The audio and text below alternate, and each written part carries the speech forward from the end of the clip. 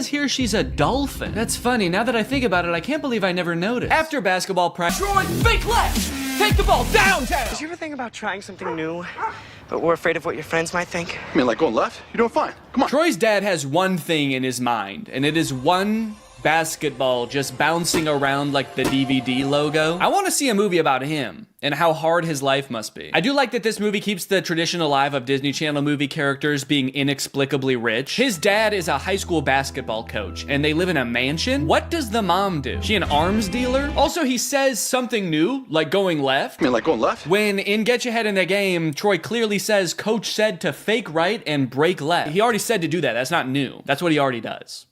So... found a plot hole. Next, Troy sneaks away from his friends to go audition for the musical. I guess the voices in his head that he thinks are Gabriella got too strong, and he now has to act on them.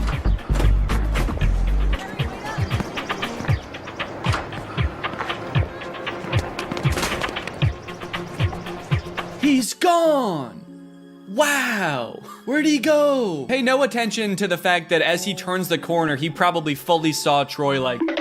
Meanwhile, Troy's dad is just standing there like, huh, that's weird. Could have sworn I saw basketball. Now, when we see the auditions, it becomes immediately clear that while Ryan and Sharpay are basically made out to be the villains of this movie because they're so overprotective of their theater department, they are completely in the right to do so. Not because their audition is really good, which it actually is, but because everyone else's is so bad. It's hard to believe That I couldn't sneeze.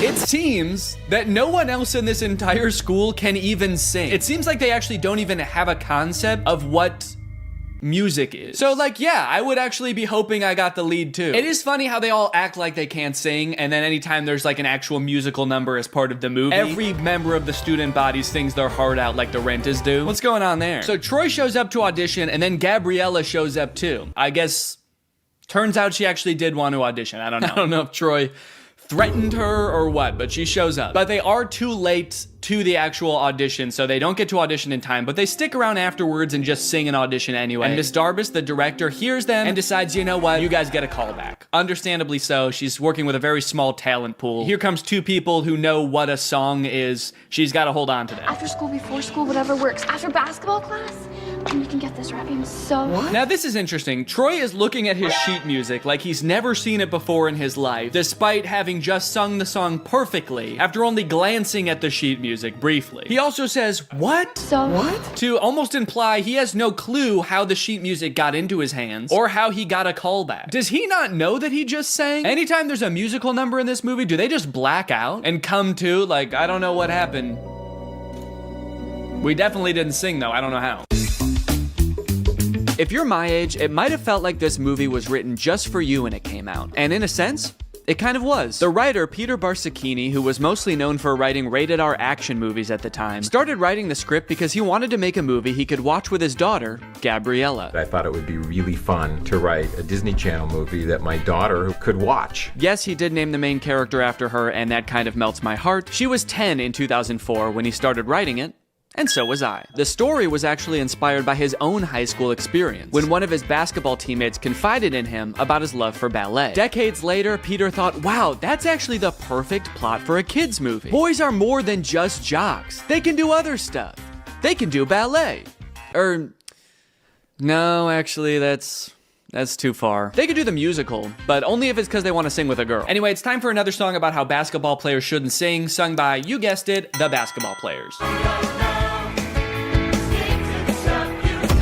Status Quo is actually such a fantastic song. It features several students who decide that, hey, since Troy and Gabriella are breaking out of their stereotypical roles in this school, so can I. Zeke, the basketball player, decides to let everyone know, hey, not only do I play basketball, I also bake. I bake. This nerdy girl loves hip-hop, this stoner skater guy likes to play the cello, and everyone in this school fucking hates it. We're skaters, bro. We don't play the cello. We only skate and smoke weed. And of course we sing and love Now, of course, this movie is very self-aware about this contradiction, and I love it for that, but it does not make sense. At the beginning of this song, Zeke says, I want to make a creme brulee someday, and then at the end of the song, he actually has a creme brulee. So he presumably baked this creme brulee at some point during the song. It cuts to him sprinting down the hallway to the kitchen. You can hear everyone else singing, echoing in the background. He's like, they don't believe me. They don't believe I can bake. I gotta show them. So Gabriella shows up, and everyone is, of course, staring at her because they were all just singing about her. They're staring at her, they're pissed, and they kill her. They kill Gabriella. At my other schools, I was the freaky math girl. Well, I hate to break it to you, Gabriella, but you are a freak here too. Everyone at this school thinks you're a freak now also. The entire student body, I don't know if you heard, they actually just sang an entire song about it. Now you're the freaky singing girl. So you really want to do the callbacks? Just call me Freaky Callback Boy. You're a cool guy, Troy. Thanks. I said call me Freaky Callback Boy. I'm sorry, this is a closed practice. Dad, come on, practice is over. Until the last player leaves the gym. I'll see you later, Troy. Nice meeting you, Coach Bolton. There's a lot of tension here. Like, Mr. Bolton actually hates Gabriella. He hates this 15-year-old girl with all his might. Like, you will never be a basketball. Get out of my son's life. We know the truth! Go back to the zoo, you dolphin! Dad, she's not a problem. She's just a girl. But you're not just a guy, Troy. You're not just a guy, Troy. You're Freaky Callback Boy. Call me Freaky Callback Boy. You're a playmaker. Not a singer. Hey. Did you ever think maybe I could be both? The look on his face is like, damn, I really never did think of that. Because this whole singing thing is getting in the way of Troy's basketball responsibilities, his team decides to get together with Gabriella's friends to try to break the two apart. The plan consists of getting Troy to badmouth Gabriella by listing the names of basketball players who went to their high school 20 years ago. Spider Bill Natrine, class of 72. Sammy Slamma Jam. And you want to know the crazy thing? It works. I've always been for the team. She's just someone I met. All right, the singing thing is nothing. We're supposed to believe he doesn't see them set up a webcam right in front of his face to record him shit-talking his girlfriend? They might as well be filming on like a giant hand-crank film camera. The kind where you gotta put a blanket over your head to even see the image. Troy 100% sees the camera and does not care who sees what he's saying. The thunderclap. Gabriella is not important. After this happens, Gabriella doesn't want to talk to Troy anymore, and this really hits Troy hard, as you can see here. The pain is manifesting itself in Troy physically here, as he can't even shoot a basket without experiencing immense physical trauma. Aren't basketball players supposed to be good under pressure? Especially the captain of the team. Seems like this whole movie we've seen nothing short of the psychological unraveling of Troy because he sang with a girl one time. Hey, we just had another team meeting. We just had another team meeting, man, and we just wanted to say we forgot about JJ Buckets Jenkins, class of 1984. Does that change your mind? So later, Troy sneaks up onto Gabriella's balcony. Again, huge house, no explanation, to try to win her back. This could be the start of something new. It feels so right to be here with you. Okay. Yeah, I don't remember this part being so pitchy, but this actually is Zac Efron's voice. Here with you. Yeah, this is very uncomfortable. Can we get Drew Seeley in here, please? Start of something new. It's a Pears audition. Saying it's a Pears audition kind of implies, like, I would audition without you if I could. I guess Troy meant what he said earlier to the webcam. He really does not care about Gabriella. He just wants to be in the musical. Gabriella is not important. You might make the mistake like I did when I watched this as a kid of thinking this is kind of like a Romeo and Juliet story about Troy and Gabriella. And it is a Romeo and Juliet story, but Gabriella is not Juliet. Juliet is just the musical. How you feeling? Nervous? Yeah, me too. Wish I could suit up and play alongside you. Yeah, no shit. What I want is for you to have fun. I know all about the pressure. And probably too much of it has come from me. I can't help but feel like all that screaming at you and making you play basketball until your hands bleed has had some kind of negative effect on you. But all I want in life is for you to be happy. While playing basketball, I am still demanding that. Thanks, Coach. Dad. Let's stick with coach unless you win, all right? Sharpay and Ryan try to throw another wrench into Troy and Gabriella's plans of attending the callbacks for the musical by getting the callbacks changed to the exact same time as not only Troy's championship basketball game, but also Gabriella's decathlon tournament. So the gang has to create a diversion. That way they can make all 3 events. So Gabriella and her genius friends first hack the school's power grid to turn off the lights at the basketball game. Then they create a chemical reaction at the decathlon so everyone has to evacuate. And you know what? I get why everyone called her a freaky genius girl at her last school. I think she deserved it. She's like, oh, we can use a chemical reaction. I did this at my last school. We just have to make sure we don't make it as strong this time. That way not as many people die. Not as many. So Troy and Gabriella get to do their callback, Breaking Free, classic song. And look, the whole school shows up. Even the opposing basketball team is there. They crush the audition, Troy heads back to the basketball game and they win that too. And then they all sing the big closing number of the movie, We're All in This Together. Wow, I guess they all learned a valuable lesson, except, hang on, Sharpay, you did not learn a lesson. Get out of this song. Don't sing and dance with them like you learned a valuable lesson. Get out. If Gabriella dropped dead right now, you would dance on her grave. And that's High School Musical 1. Many people lovingly remember little Viking Boy from the first High School Musical movie. And while he rocketed to stardom in the wake of the first movie, his troubled life and fall from grace has been the subject of many concerned Twitter threads in the 19 years since. Do you know why I pulled you over today, sir? Huh? I said, do you know why I pulled you over? You're all over the road. Huh? All right, you want to play tough, asshole? That's fine. Huh? All right, step out of the vehicle, take off that helmet. No, I can't take this off. It's a birth defect. It's part of my body. Are you drunk? I don't know, huh? Let's think about that. Does crack get you drunk?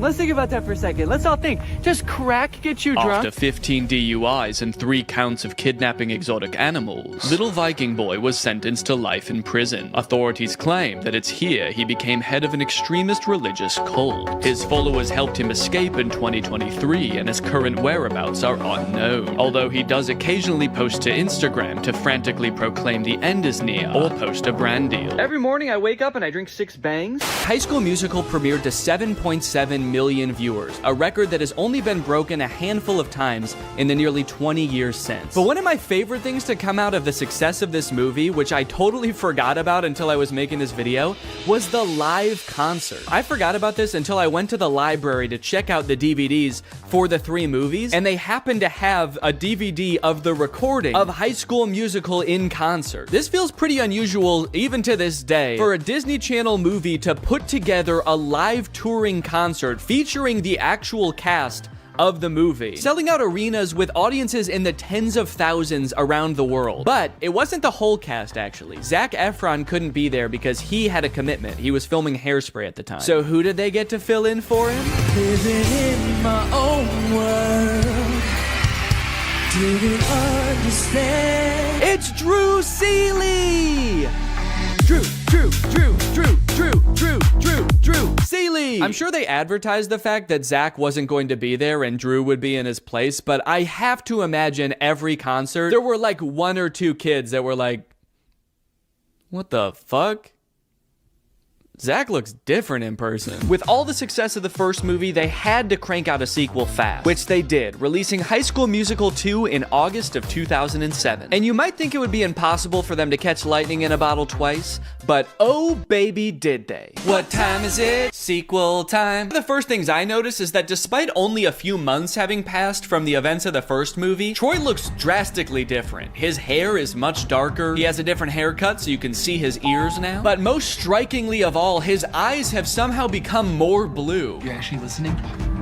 His eyes were already pretty blue in the first movie, but they're piercing in this film. It is scary. Get some contacts, you freaks. The class immediately erupts in celebration. They throw their papers in the air, start dancing around, and did Chad just kiss his teacher on the neck? Yeah, he just kissed Miss Darbus on the neck. That's too far. Luckily, it doesn't look like she cared. She's just vibing. Good to be chilling out.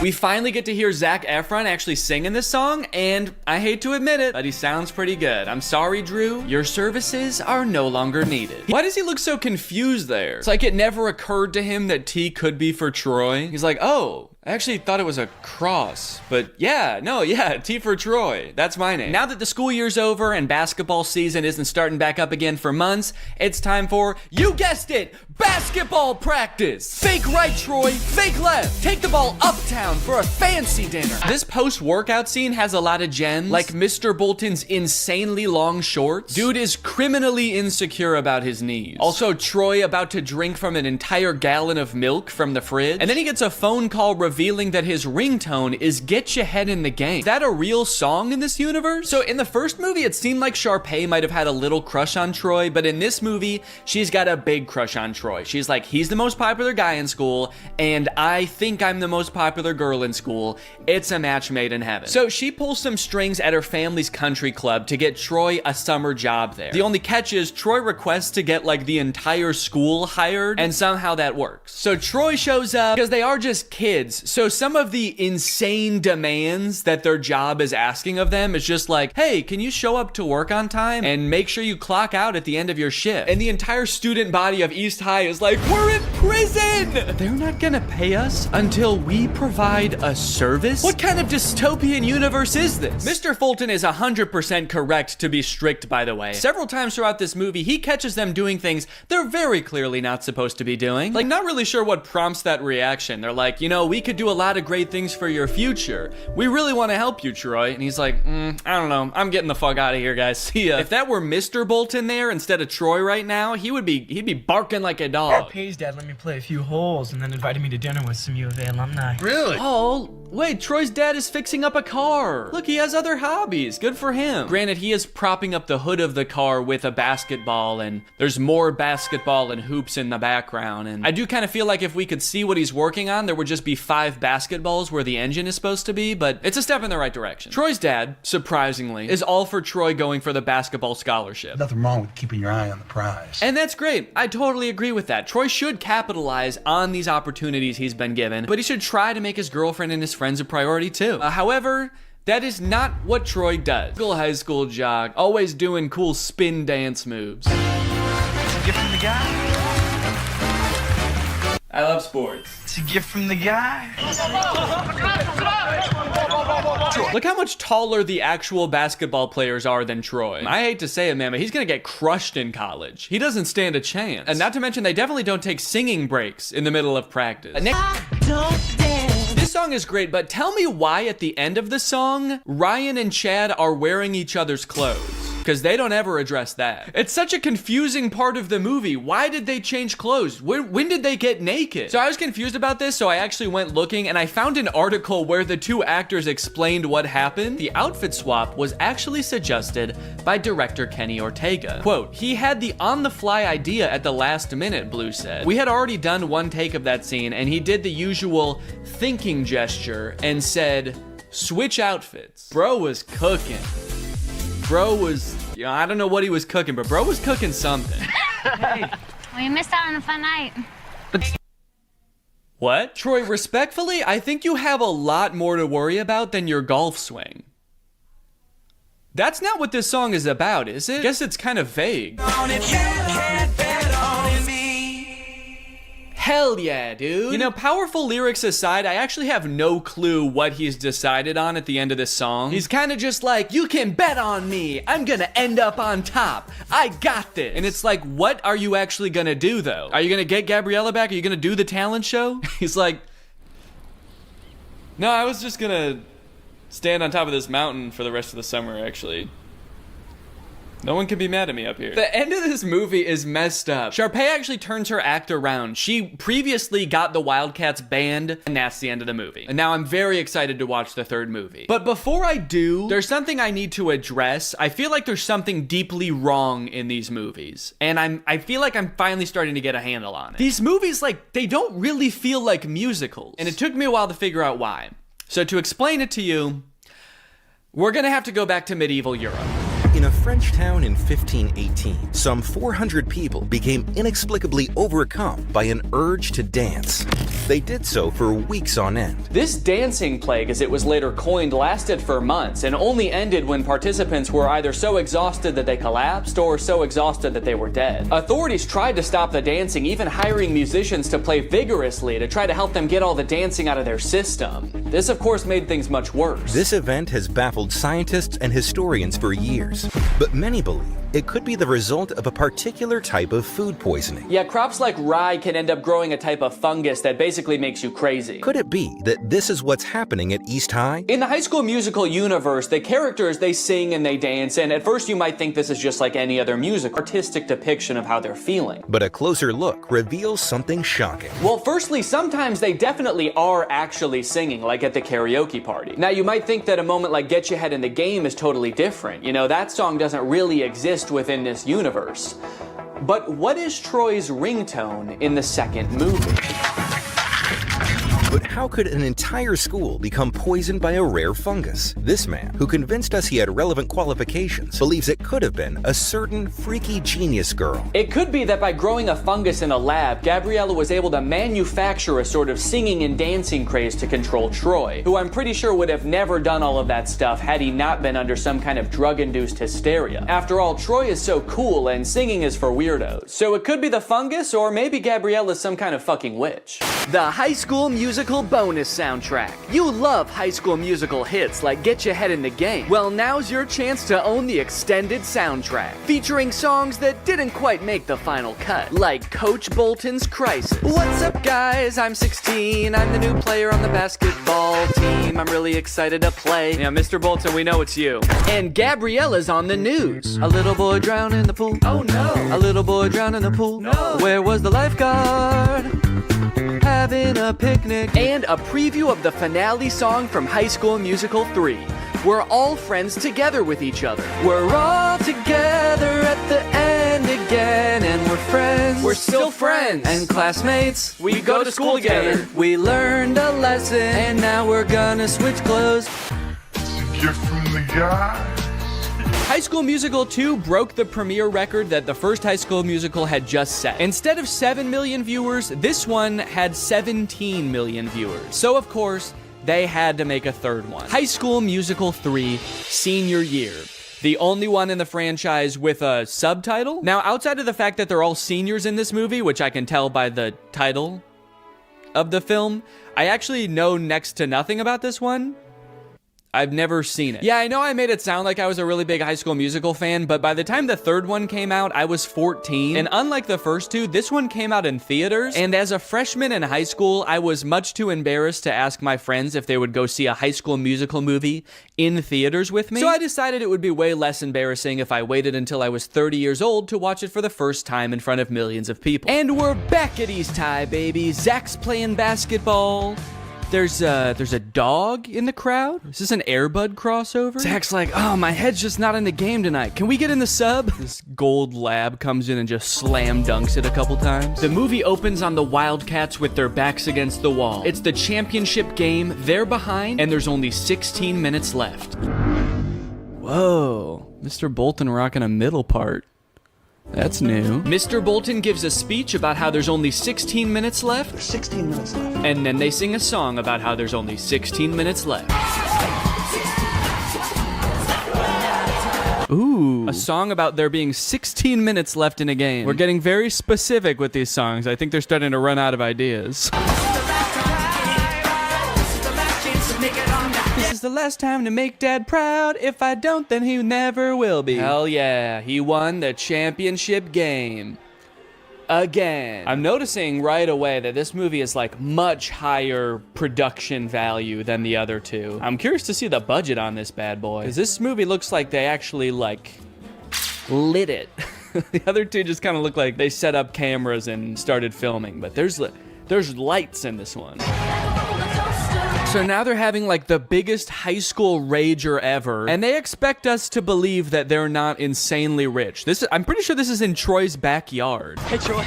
Great house, bro. Your room is way cool. Oh, thanks, man. Yeah. You were in my room? Well, yeah.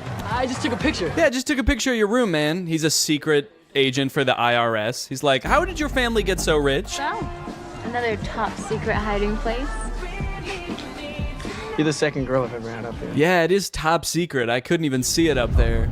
Just looks like a regular tree to me. It's here we find out that while Troy is a shoo-in for the basketball team at U of A, Gabriella's already been accepted to Stanford. I sense a conflict in the movie. Troy's going to University of Albuquerque to play basketball, and Gabriella is going to learn how to create the singularity at Stanford. So they sing a song about cherishing the present moment. Did they like challenge themselves to make a song with no dancing in this one? They're like, what if we just sat for a whole song? Oop, now he's up. Oh, that was it. That was the whole dance. Nah, it doesn't work with this song. Juilliard is considering 4 of you for 1 available scholarship. Sharpay Evans, Mr. Ryan Evans, Miss Kelsey Nielsen, and lastly, Mr. Troy Bolton. What? Julie. Since when does that guy have a evil cackle? I mean, I was surprised too, but that guy threw his head back and squealed. Did he submit his name to Juilliard as some kind of evil plan to get him killed? They're trying to come up with some ideas for the spring musical, which I'm just now realizing they write every year. Like, they don't do a pre-existing musical. They write their own musical every year. All of you will create it. That's why in the first movie they call Kelsey the composer. She literally writes the musical. Isn't that crazy? But to get some ideas, Miss Darbus asks the seniors about their future. Your future. It's easy. It's U of A. Hoops all the way.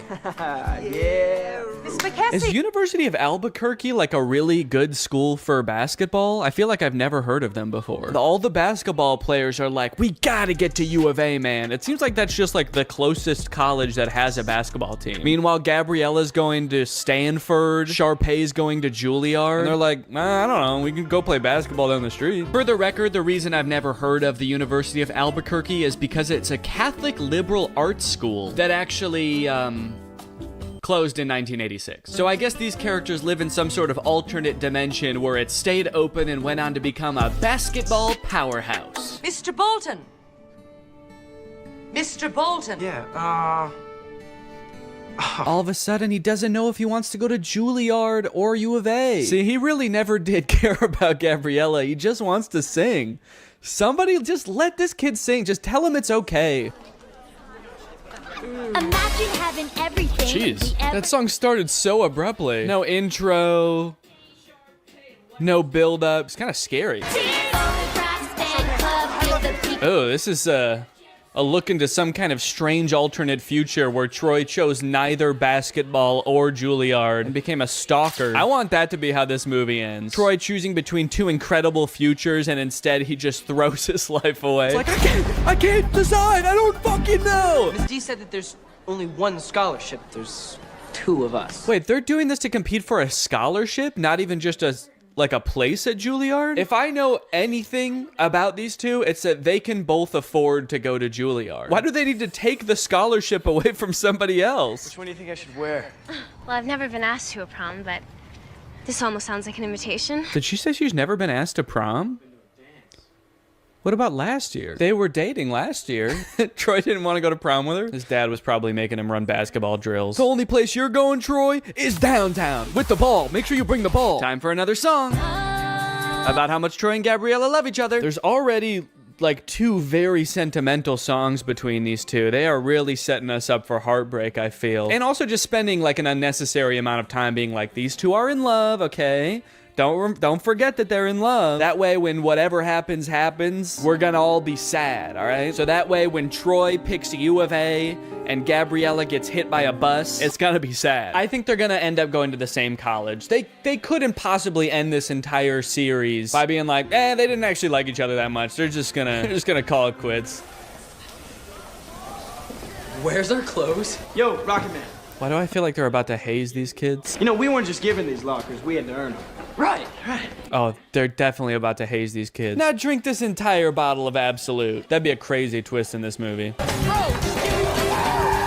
Just a little hazing. Troy is not better than doing some hazing. Oh, I thought I heard you. I was just making some snacks inside. Are you guys hungry? Only if it's your brownies. I've had them. Bring those out here. Could you take me after school to check out that tuxedo? Tuxedo? For what? For prom. Oh, honey. If that's what you call an invitation, you'll be dancing with yourself. He's like, okay. I wasn't inviting you. I'm gonna ask Miss Darbus. Then comes a song about getting ready for prom featuring, I think, the funniest moment in any of these movies. I think this tux is too baggy, too tight, it makes me look weird. Yeah, this movie's kind of funny, man. Makes me look weird. Do I want classic or vintage or plaid? I like that they're like, should I wear plaid or ruffles or a really old suit? And it's like, no, you should wear, just go to Men's Warehouse and ask for a prom tuxedo. Should I wear the ugliest thing that you've ever seen? No, just go. Just tell them you're going to prom and they'll just give you the most generic tux you've ever seen. Can't wait to remember. This reminds me of when I was a senior in high school and I was getting ready to go for prom, and I sang this song called It's Gonna Be the Night to Remember, and me and all my boys got dressed up in weird suits and danced around on the stage. This is kind of just like that, actually. Let's dance! Am I crazy, or is there like actually too much music in this movie? I feel like the plot is kind of moving at a snail's pace, because every 2 minutes there's a song and it's like, here's what's going on right now.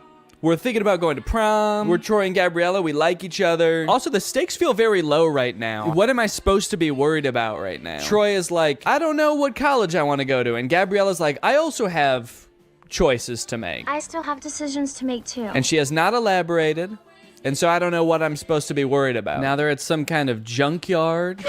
Just hanging out at a junkyard as if we've always known that this is what they do. You see what happens when you do a show? You're like 5 people. Yeah, but what's so bad about that, man? We used to come here as kids, we'd be 10 people. Yeah, I remember that, because they used to talk about that in all the other movies, how they used to come to the junkyard. Take it back to the place where you know it all began. Finally, the boys are back at the junkyard. So that we had a song establishing that Troy and Gabriella are in love. Now we have a song establishing that Troy and Chad are friends. This kind of reminds me of senior year in high school when I danced around in the junkyard with my best friend, and we sang a song about how the boys are back. It's weirdly similar, actually. Oh. Whoa! The junk men who live in the junkyard are here. What's going on? What if Troy and Chad turn around and see them, and they're like, whoa, what the fuck, who are you? Maybe I'll just stay here next year. Stay in Albuquerque? That makes no sense. And why do I always have to make sense? Why do I always have to make sense? Why can't sometimes I just say, What are you gonna tell me about this Juilliard? The only dad to ever be pissed off that his son is getting considered for a scholarship at one of the most prestigious colleges in the country. Hey, Troy, come on. Ah, damn, he's too fast. Get back here. The director for that scene was like, okay, how could you guys like run away but also walk away at the same time? Oh no, he's going crazy again. Painful basketball time to scream and shoot some hoops.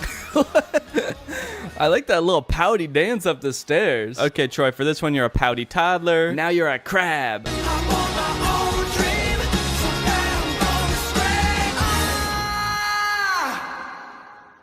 Man, he wasn't kidding. He was really gonna scream. Well, now that he did it, I hope he can figure out what he's gonna do. Now that I got that out of my system, I'm for sure going back to U of A. I don't care about singing. Miss D, I know I'm not supposed to be here. Aren't you? Last one out turns off the lights. You know, she might seem cool about Troy being there right now, but as she walks through the school to get back to her car, she realizes he totally trashed the place. She's like, he tore down posters? He flipped an entire hallway upside down? How did he do this? I don't think I can do it, Troy. Uh-oh. Is that a Dr. Pepper in the background? That looks good. I've chosen basketball. But I've also chosen theater. The University of California, Berkeley. Okay. I'll be honest, I did not know that was an option. They made the Mr. Beast logo.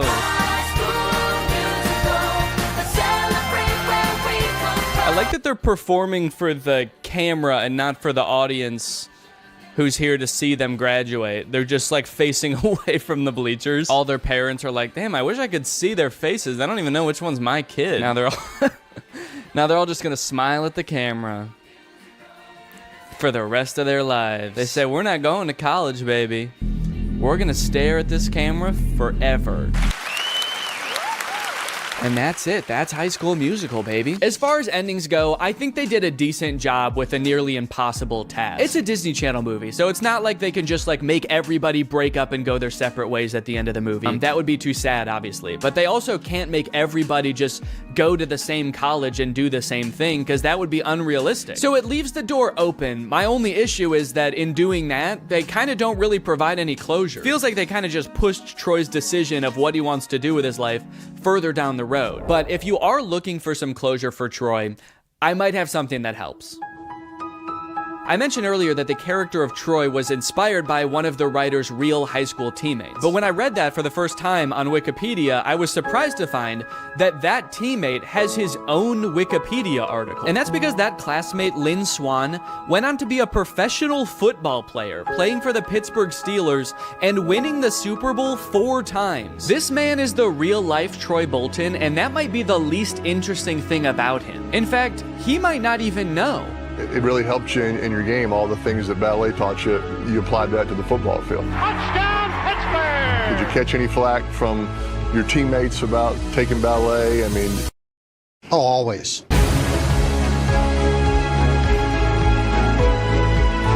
a gift from the guys. But I'll always remember a Hall of Famer who rose to the occasion each time. A plie-making playmaker. But you're a playmaker. Did you ever think maybe I could be both? Who could defy gravity.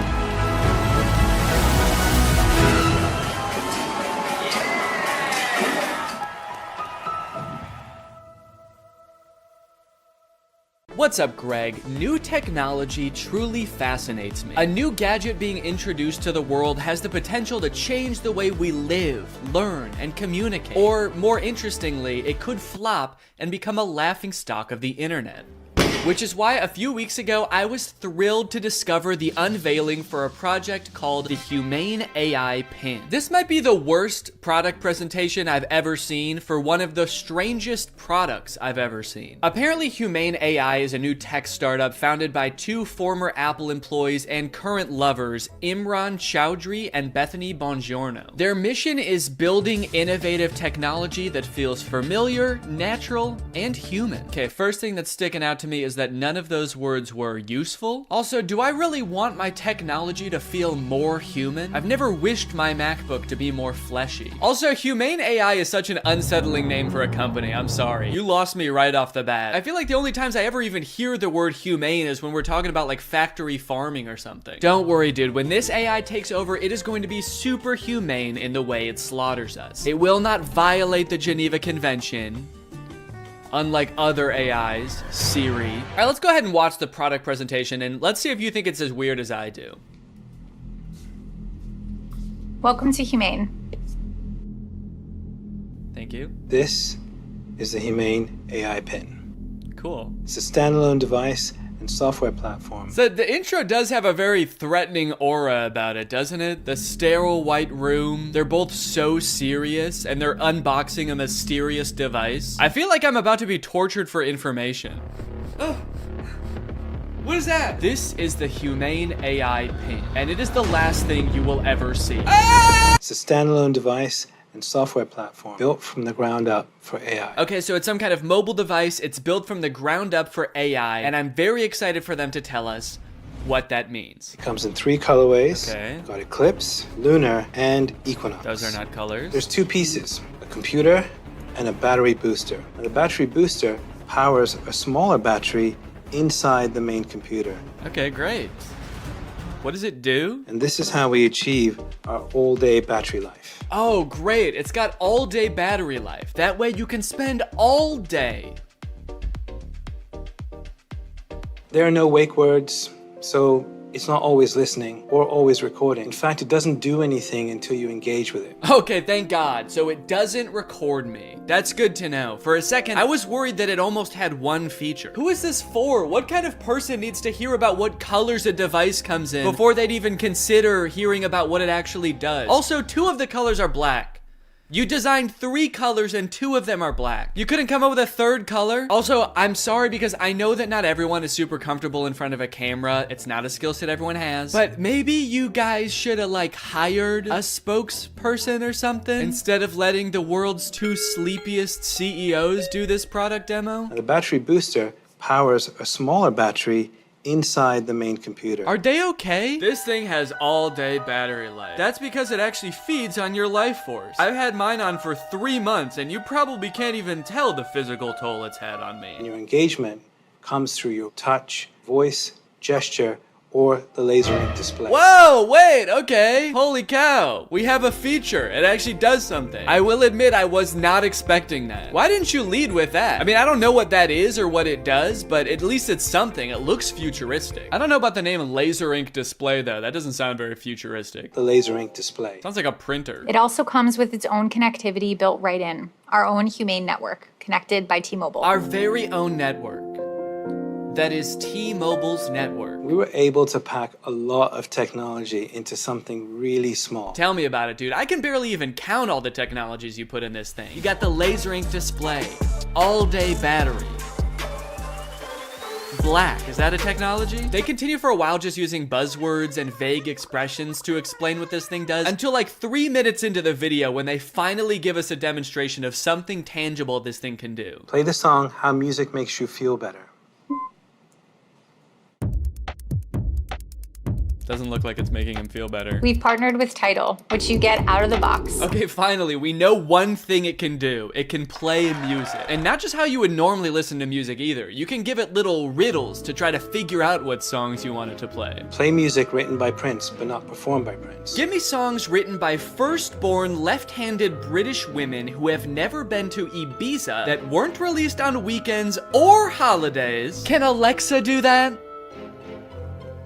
I don't know. I don't think anyone's ever tried before. Got my music controls. If I go to the left, I can go back. If I was to go down, I can pause. Wow, okay, that actually does look a lot more convenient than using Tidal on my phone, but only because I don't have Tidal on my phone. After this, we do start to get some truly incredible demos using this product's advanced AI. When is the next eclipse? Where is the best place to see it? The next total solar eclipse will occur on April 8th, 2024. Best places to see it are Exmouth, Australia, and East Timor. Huh, that's weird. This NASA article says that eclipse that's happening on April 8th is actually not going to be visible in Australia. It's only going to be visible from like the US. It actually seems like it's going to be nighttime in Australia during the eclipse. Well, what are you going to do? I mean, they're a technology company. They're not a space company. What would you expect them to know about the moon? They only named all of their colors after it. I hate to interrupt this video, but I have to tell you guys about a revolutionary discovery of my own. I just found out that for the past 2 years, I've been paying for Apple Music despite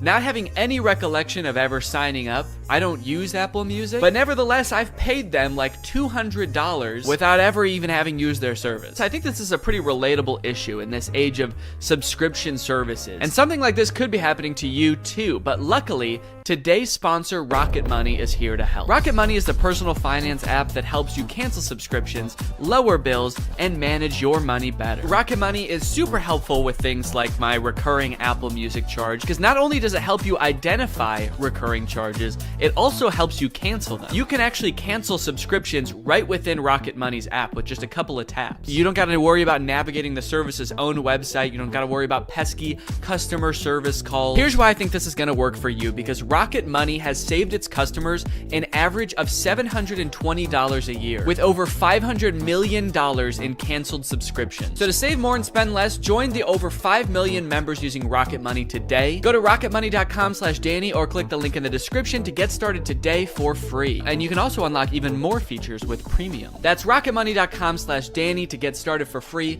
Thank you to Rocket Money for sponsoring this video. And now back to said video. How much protein? These almonds have 15 grams of protein. Great. Those almonds for sure do not have 15 grams of protein. An entire cup of almonds has 20 grams of protein. This dude was holding like 9 almonds. Did I think he was asking about his whole hand? Because that actually might be accurate. I'm gonna eat it. Enjoy it. Guys, I hate to say it, but I don't think your thing works. You only asked it to do a couple things and it got 2 of them wrong. He does do a demo where he sends a text later in the video, and that seems to work. Tell Andrew I'll be there later tonight. But to be fair, we never see the person receive the text. I got a weird text from Imran that just says, learned how to go potty big boy style. Interestingly, after people started to realize that all of the information in this demo was wrong, they actually re-uploaded the video pretending that the pin gave the correct answer the entire time. How much protein? A half a cup of almonds has 15 grams of protein. Don't believe it. That's humane propaganda. The AI pin allows you to shop in the real world. How much is this online? This is $28 online. Great. Buy it. That one is super confusing. It doesn't give you any information on where it's getting that price, where you're buying it from, when it will arrive. I feel like you need to give it at least some specifics, otherwise it's definitely gonna mess up your order. Go ahead and buy this book. Sending to Sudan.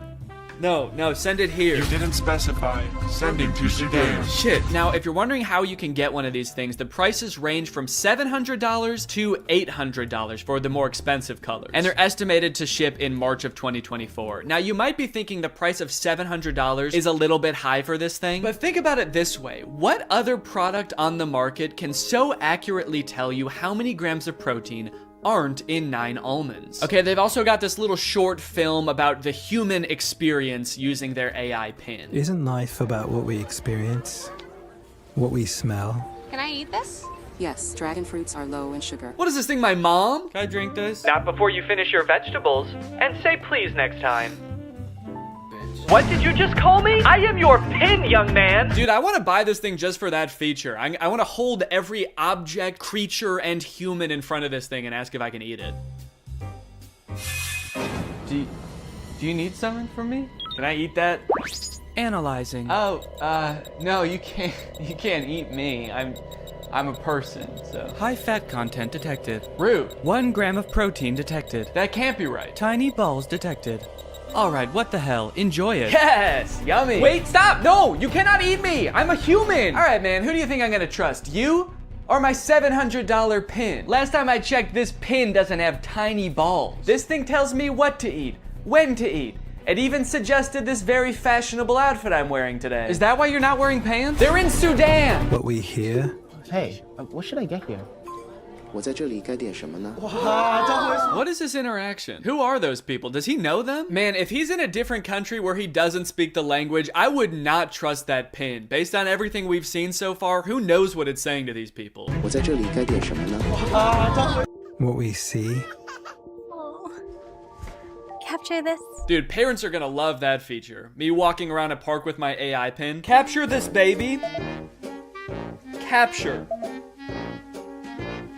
Kidnap this child. So after watching all of this, I have 2 thoughts. The first being, maybe someday this will be like a revolutionary product that changes the way we all interact with each other. Maybe we're just seeing some hiccups now, but a few product generations down the line, this thing is really gonna take off. It'll be more refined. It will know where the moon is. But the second thing is, I have a lot of questions about this product. For one, how is this better than the phones we have now? More specifically, why can't all of the features of this thing just be built into one app in a phone? And what if you don't want to be talking to your chest every time you need to Google something or text someone? Well, this thing started to pick up some traction online, and eventually the founders ended up on CNBC, where the hosts seem to have a lot of the same questions. Joining us right now is Imran Chowdhury. He's chairman and president of the company. I'm Bethany Bongiorno. She's the CEO. We're also very scared of them. That's why we've sat them as far away from us as we physically can. We actually ordered this giant table when we found out they were coming. I don't know if can we get the camera so people can see just what we're talking about in case? Imran, you can't see as much because it's black, so it blends in with your jacket. It's black. Imran's just sitting there like... It's Eclipse. It's privacy first, so it's not always recording. It's actually just doing things when you want it on demand. Is it doing something right now, or are you It's recording not. us? It's doing nothing right now. I get a little sense of pride when he says that. It's actually doing nothing right now. It's doing nothing right now. After years of research and millions of dollars spent, we finally designed a pin that does nothing. It's doing nothing right now. You might think that's a bad thing, but you've never met this AI. It's evil. Turn around. Maybe you can get that on camera. Oh, yeah. I see your hand. Yes. Yeah. I see your hand. Can you see What's that? that? Yeah, what's that telling you? Oh god, dude, I do feel for him. I mean, these people are not like media trained, I feel like. They really should have hired a professional spokesperson because I feel like they're just so out of their depth. He's got like the worst camera angle possible to show this thing off. His hand is shaking. Imagine a little alert pops up on the screen that's like, high heart rate detected. Is Squawk Box the name of this show? I'm not familiar with it. I never heard of this before. Or is this some kind of jab at their device? Formal Apple designers peddle their snake oil Squawk Box. You can use it however you want. Like what? Like what? Tell me something you would use that for. Okay, it sounds like this host is thinking the exact same thing as me. What is it? Tell me one thing. Then they just start like drilling them. They don't even let either of them finish answering their questions. They just like are bombarding them with reasonable questions about this device. That you've got in stuff that you do just all the time. How would I know without seeing a screen? A user LED called. So that's what I want to ask you about. This is brutal, man. Let the poor guy speak. Just at least let him finish answering your questions, man. I mean, he's not actually gonna answer them. He's probably just gonna say AI over and over, but just let him finish his sentence. Sometimes I'll be at a meeting, right? And I'm sneaking under the desk to look at my email because and I can't say, hey Siri, tell me my email. I mean, that's actually a really good point. The only way to interact with this device is to talk to it or to use this weird clunky laser jet display, which I don't even think you can type on. So if you want to text someone, you have to say it out loud, which just does not seem practical at all. So is this device gonna revolutionize technology as we know it? There's probably only one way to find out, and that's that I'm gonna have to buy it and review it when it comes out. So let me know if you guys want me to do that, and maybe I will. I hope you guys enjoyed this video. If you're new here and you're not subscribed yet, make sure you subscribe and turn on my notifications to join Greg. I'll see you guys next time. Bye-bye.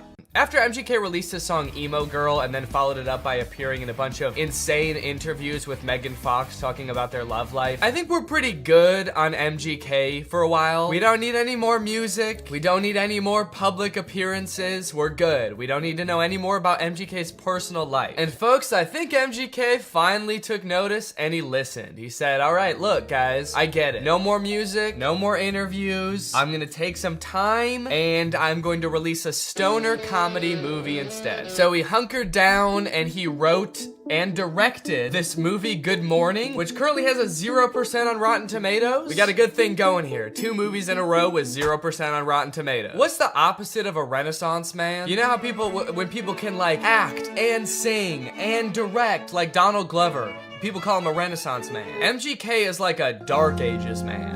MGK is a medieval man. Also, sorry if I sound sick.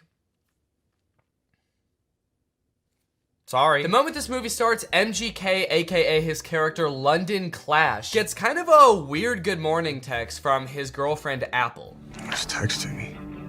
Oh, it's Apple. The text say, I wish I didn't have to do this through text, and then good morning, but she spells morning with a U. Now you might think that this would make London a little bit confused, but then realize, oh, it's just a typo. And you'd be right. He does have both of those thoughts. The problem with this movie is that the entire movie takes place between those two things happening. This entire movie is about MGK being confused about what those texts meant. Before he gets too concerned, he has to Google what morning with a U means. He's like, my fans are probably young enough that both of their grandparents are still alive. I should probably explain what morning is. Well, today should be interesting. Yeah, they let you know right away that this movie was written by a millennial. Well, today's gonna be kind of weird. MGK wrote the entire movie like this. So this just happened. Yeah, so the conflict at the beginning of this movie is that London thinks that Apple is breaking up with him. That text was a breakup text. Sorry to have to do this through text. Good morning, as in like happy morning our relationship. What kind of person is Apple that he assumes the text good morning means have a good time with your depression now? Look, this relationship isn't working. We're just growing apart. I just feel like you need to have a happy morning now. A happy grieving to you, good sir. When they introduce this character, she better be like wearing a top hat and carrying around a cane. It's gonna make a lot more sense when that happens. Good morning, good morning. Today might suck, guys. I'm adulting today. All right, guys, it's time to attend the MGK School of Acting. You're about to step into an ice-cold shower. How do you react when the water hits your body? Shiver! Rub your arms to make yourself warm. Okay, those are good answers. Let's ask Professor Gun Kelly. Ooh, sorry, you guys all get Fs. Your punishment? You have to look at MGK's ass. That is just horrendous. I never wanted to see that. You know why it sucks when you're going through it with your partner? You're not going through it with your partner. She sent you one understandable typo, dude. Everything's fine. You're fine. Yo, does this look like a breakup text to you, or am I tripping? Yes. Yeah, dude, take it from the weirdest looking man you've ever seen who falls asleep in his cereal mid-conversation. That's a breakup text. I don't mean to shame this man's appearance. I think Cody Ko looks great here. This is Cody Ko if TMG made hyperpop music. This man has never sent a normal text in his life. I'm surprised he wasn't like, no, that's about as incoherent and cryptic as I usually am in my text. You're probably fine. His friend is clearly sick. At the beginning of the scene, he throws up on the microwave, and at the end of the scene, he drowns in his cereal bowl, and MGK leaves him to die. MGK, your friend is sick. Help him. And so am I. Goddamn. Also, just like a fun little continuity note, at the beginning of this scene, there wasn't a water bottle on the table, and then at the end of the scene, there is. So, that's probably why this movie has a 0% on Rotten Tomatoes. Ass continuity. I am a stickler for details. Meet Kennedy. Uh-oh, guys. Megan Fox is here, and she is not like other girls. Megan Fox plays a girl named Kennedy, who's actually not the main love interest in this movie. Her character is actually lesbian, and at the beginning of this movie, MGK explains how, like, she hates boys, but she lives with all these boys, and so she's moving out, which MGK explains right after he forgets his line. It's in rice. Come on, you got it, dude. You wrote the movie, you should know it. Please don't move out. Yes, he did it. He remembered. It's a pretty long line. I'll cut him some slack. Throughout the beginning of the movie, they're constantly introducing new characters, and every character in this movie has some kind of weird quirk. This friend, like, did too many drugs at a music festival, and now he's kind of loopy. This guy is always throwing water balloons at people. This guy, like, smokes a lot of weed. It seems like MGK wrote this movie with just a bunch of crazy, weird characters, because the only, like, joke that he can think of to put in this movie is another character saying something weird or dumb, and him just kind of looking at them being like, that was kind of weird or dumb. Mercury is in Everglades. It's retrograde, Leo. Every time he introduces a new character, there's narration that explains what the weird quirk about these characters are. This is Angel. Meet Maxine Goldberg. But they kind of don't, like, explain really what I want to know about these characters. This is Dylan. I met him when he was working at In-N-Out, and he used to hook me up with free burgers and shakes. He's been my boy ever since. We don't care that he used to work at In-N-Out. That is so irrelevant. Please tell us why he's so sick. Why is he throwing up and passing out? That's more interesting. The reason that London Clash is so rich and cool that he lives in Rice Gum's house is that he is an actor. So throughout the movie, he's doing actor type things. Like, he films this self-audition tape. I don't really know what he's auditioning for. It kind of seems like he's auditioning for everything and also nothing all at once. Okay, this is my impersonation of Draco Malfoy. Looking for drugs. Where's the pot, Potter?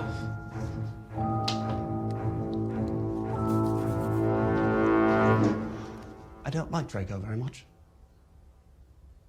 Honestly, this scene is pretty sad. I felt bad watching it. They don't explain what he's supposed to be auditioning for in this self-tape, but whatever it is, Jake Novak has a better chance of getting the role. I want to be the next SNL cast member. Now here's where the movie prevents the second conflict. That's right, this movie has two conflicts. The first is he gets that text with the typo, but the second is that today he has the biggest audition of his career. And no, it wasn't that self-tape audition. I guess they just kind of threw that in for goofs. He's auditioning to be the next Batman. I'm still waiting to hear from my agent about this Batman role. So, throughout the movie, London is faced with two equally important problems. The first, he has to prepare for the most life-changing, career-making audition of his life. And the second is that he's having a little bit of trouble getting a hold of his girlfriend. The stakes can't get much higher than this, folks. But Danny, can't he just prepare for the audition and then try to get a hold of his girlfriend later that day or tomorrow at the latest? No! They could be dead tomorrow, especially that one guy. He could die any second. They have to do both of them today. This movie kind of feels like a Lele Pons YouTube skit from like 2017, but instead of like 10 minutes long, it's an hour and a half long. From the sound effects to the uncomfortable silence between every spoken line in this movie. Why would you give me goat milk?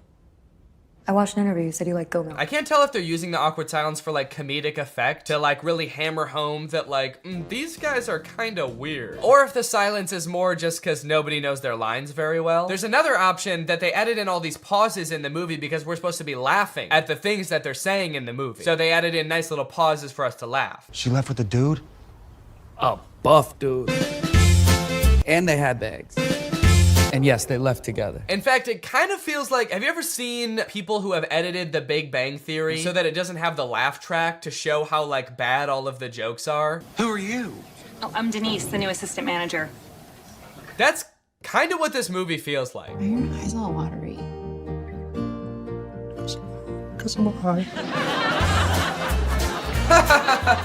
That's way better. Bazunga. It's so fitting that this movie feels like a bad YouTube video from 5 years ago, because I'm pretty sure they filmed this at Rice Gum's old house. Did something happen in that house? Is there like a curse? 100 years ago, one of Hollywood's earliest YouTubers died in that house, and now all the content that's created there is cursed to be mad disappointing. Okay, so now they got to investigate what's happened to Apple. London's phone is broken, so he can't contact her, so the only thing he can do is go looking for her. So he goes to the last place she was seen and talks to Pete Davidson. Did you see Apple? Yeah, she was just here like 2 minutes ago. Did she say where she was going? You know what? She did. She actually... No, are you fucking crazy? You guys never talk to me. I mean, the only reason you know my name is because it's on my name tag. Right there. B-E-R-R-Y. Barry. Pete Davidson feels like he's not really invested in this movie at all. He breaks the fourth wall a little bit too much in this movie. He reads his name tag like he's making fun of the fact that it doesn't say Pete Davidson. He's like, Barry? That's not my real name. My real name's Pete. It's funny because I'm very clearly Pete Davidson and not some guy named Barry who works at a valet stand. There's also a scene later on in the movie where he looks directly into the lens of the camera. I think they could have cut that out. Well, talking to Pete Davidson, sorry, Barry. It's just so funny that he's pretending to be Barry. Talking to Barry didn't get him any leads, so I guess that means now it's time to go to his audition. No, sorry. Sorry, he breaks into Apple's house to find clues? Find clues, please. Find clues of what? What might she have left lying around that would indicate whether she made a typo this morning or not? They find a bag of her fingers? She was missing her fingers this morning. That's why she fucked up the tags. Oh. We should probably call the police, right? I'm not breaking into my girlfriend's house.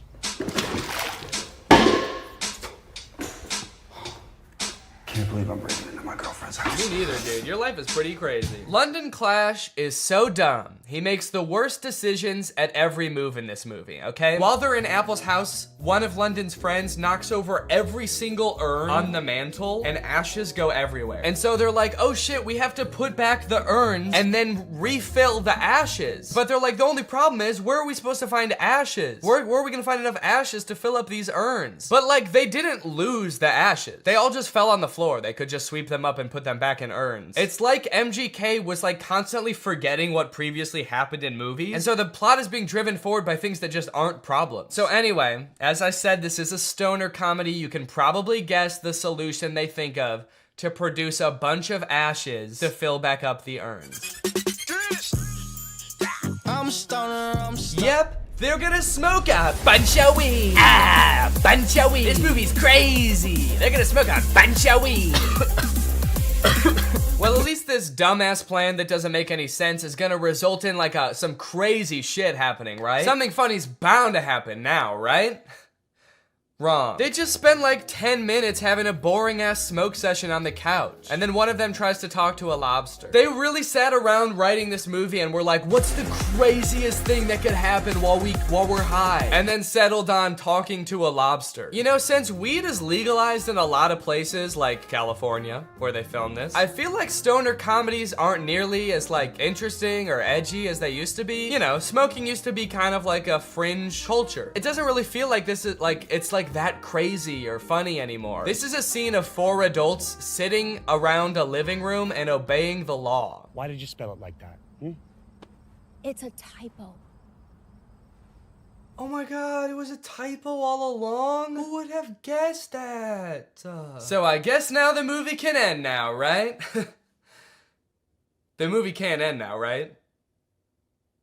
The movie can end now, right? There's 30 minutes left in this movie? What the fuck is gonna happen? What are they gonna do for 30 more minutes? Sit at a diner, apparently. So you're probably wondering how they wrap this whole thing up, huh? MGK missed his audition, he's not getting the role. His girlfriend is pissed off at him. How are they gonna wrap this movie up? Some sort of grand gesture that wins over both the director and the girlfriend? No, obviously not. That would make too much sense. London Clash gets the role because the director happened to see an Instagram live stream where London Clash gets punched in the face by Dennis Rodman, and the director just assumes that London Clash did that because he wanted to like impress him or something. It's a whole other plot line that I didn't really go into in this video, but it doesn't make any sense in the movie either. So he's got the role, now the only thing left is to get the girl, which he does by sending her a text at the diner being like, can we talk? And she's like, sure. And so they're driving to meet each other. He's texting her the whole way. He's texting and driving, and they get into a car crash, and then they are both paralyzed. That face says it all. That just happened. That's the resolution. He almost murders her. Irresponsible. He was texting and driving and he almost murders his girlfriend, and that's how it ends. After the credits roll, there's like a fun little blooper reel where we get to see the actors like messing around and not knowing their lines very well, which would have been a lot more fun if I hadn't felt like I had just watched an hour and a half of exactly that. Well, folks, what do you think? From rapper to pop punk icon to writer, director, and actor extraordinaire, which do you think MGK did best? Leave it in the comments down below. What do you think he'll get up to next? It's anyone's guess at this point. Professional fencer? Or maybe like a chef? He'll start just making food. That might be kind of sick. And you know what? All he would need to get started is HelloFresh, America's #1 meal kit and the sponsor of this video. Guys, I love HelloFresh. They send you fresh, quality produce from the farm to your door in less than a week, so you can savor delicious summer flavors right from home. I love getting a HelloFresh box because you know what it means? It means I don't have to worry about what I'm gonna eat for dinner every night. I'm not gonna find myself driving to some fast food chain to get a quick meal, because I know I've got a quality meal that I can whip up in like 35 minutes right at home. And I know it's gonna be tasty. I know it's gonna be healthy. If you're trying to stick to a particular health goal, HelloFresh has you covered because they have veggie options, fit and wholesome options, and pescatarian options. So HelloFresh fits a variety of lifestyles. Their plans are super flexible. You can pause 1 week if you want to. You can add more food 1 week if you want to. And even if you're on vacation, you can change the delivery address to deliver to your vacation destination. And then you can have home-cooked meals when you're at the family reunion. HelloFresh is the very first carbon-neutral meal kit company, and nearly all of their packaging is recyclable. They help cut down on food waste because they send you pre-portioned ingredients so you're only using what you need. So if you want to check out HelloFresh and have a flavorful summer, then head on over to HelloFresh.com. Use my code TrulyGreg16 for up to 16 free meals and 3 surprise gifts. That's HelloFresh.com. Thanks to HelloFresh for sponsoring this video. Thank you to you guys for checking out HelloFresh. Now I'm going to do the outro of this video. All right, you guys, thank you for watching this video. I hope you enjoyed it. If you're new here and you're not subscribed yet, make sure you subscribe and turn on my notifications to join Greg. Greg is what I call my audience here on YouTube. We're the biggest and happiest family on YouTube. That is a scientific fact. Please do not look it up. Please do not fact check me, because facts don't care about your feelings and I don't care about facts. All right, I'll see you guys next time. Bye. Hello, Greg. Why are movie studios making bad movies on purpose? I swear to God they are. I'm sure most of us by now have seen clips from the new Pinocchio movie. Father, when can I leave to be on my own? And that had me pretty skeptical, honestly. You're trying to tell me they made it and they were like, the main selling point of this movie is that it will be good? No chance. And now I've recently seen people talking about this movie, Marmaduke. It's about a cartoon dog voiced by Pete Davidson. It has 0% on Rotten Tomatoes. I've watched it and it is in fact the worst movie you'll see this year. And it just really seems like they're trying to make bad movies on purpose. This movie is just heinous. It feels like Netflix just like fed an AI a bunch of scripts of bad movies until it spat out Marmaduke. This movie is not good at all. I think it has 0 redeeming qualities, actually. There's nothing good in this movie. I would even give it a negative score if I could. I like that I said that as if there's something stopping me. I'm my own entity. I'm not limited. I don't have a boss telling me I have to give it a positive score. I'm gonna give it a -6 out of 10. We begin with a narration from Pete Davidson himself, who could not sound less interested in explaining the exposition of this movie. Marmaduke was some fucking dog, dude. I don't care. I'm dating a Kardashian, man. You think I need this? I personally don't have a problem with Pete Davidson. He's a funny guy. He was not up to the task of being the main character in this movie. This is a cartoon dog. You need someone with like a crazy range. Pete Davidson's emotions range from high and pleased down to high and indifferent. That's about all the variety you're gonna get out of Pete Davidson. After watching the movie all the way through, I'm not even 100% sure that Pete Davidson even knows he's he's in this movie. I haven't seen Pete Davidson do any promotion for this movie. I don't think he's done interviews talking about, you know, getting into the role of Marmaduke. I would not be surprised if they just like took audio excerpts of Pete Davidson from like other TV shows and just like found a way to make a movie about a dog around them. Look at the characters in this first scene here and tell me, what is your reaction? Art is subjective. What you like depends entirely on your life experience, your personal taste, you know, where you were born and raised. For example, I was born in the 1990s on Earth, and I hate every single one of these characters. There are 3 body shapes in the universe of Marmaduke. There is eerily slender, bouncing egg. That's right, they don't walk, the round characters. They just kind of bounce from place to place. And then there's Mom. Mom has a serious case of the Pixar mom syndrome. I guess the creators of Marmaduke decided to take a page out of Pixar's book when designing the mom, and then they ignored all the other pages in the book about like how to make a movie. Anyway, through a little bit of narration, we find out that the reason Marmaduke is not allowed at this party is because he's basically a terror to the family. Marmaduke is a nightmare. He chases the cat, he tackles the local butcher for some bones, he beats the shit out of the dad. This dog is terrorizing his family. This is a bad boy. Guy, being like a world famous dog trainer, sees Marmaduke, this poorly behaved monster, and decides, hey, this would be kind of an interesting challenge for me to transform Marmaduke into like a good boy. At first I thought this guy was gonna be the villain of the movie because he's like rich and British, and I think that it's the law in cartoons that the bad guy has to be rich and British, but this guy is actually, he's not that bad. He's a little greedy, but he's not the bad guy. So Guy goes over to Marmaduke's house and talks to the owners and is like, hey, if you let me train your dog and enter him into like dog competitions, we could win $1 million, and I'll share the $1 million with you, which is actually a very nice thing for a rich British man to do in a cartoon. The family says yes, so Marmaduke gets to train with this experienced, highly awarded, rich and famous dog trainer, and they start training right away. Or actually, sorry, Marmaduke doesn't want to train at all, so the trainer starts beating the shit out of Marmaduke. That's enough for today. That's enough for today? You didn't do anything. You just hurt a dog. You didn't teach him any tricks. He doesn't even know how to sit. All right, the first trick we're gonna learn today is how to dodge a punch. Okay, looks like you didn't get it today, but we'll try again tomorrow, okay, buddy? Anyway, I guess after showing Marmaduke how violent he is and all of his like cool martial arts skills, Marmaduke is like, wait, actually maybe I do want to get trained by this guy. And they make it seem like it's because like Marmaduke is so impressed. I personally think it's because Marmaduke is so scared. He does agree to finally be trained. So cue Marmaduke getting trained montage. Or sorry, Marmaduke getting tortured montage.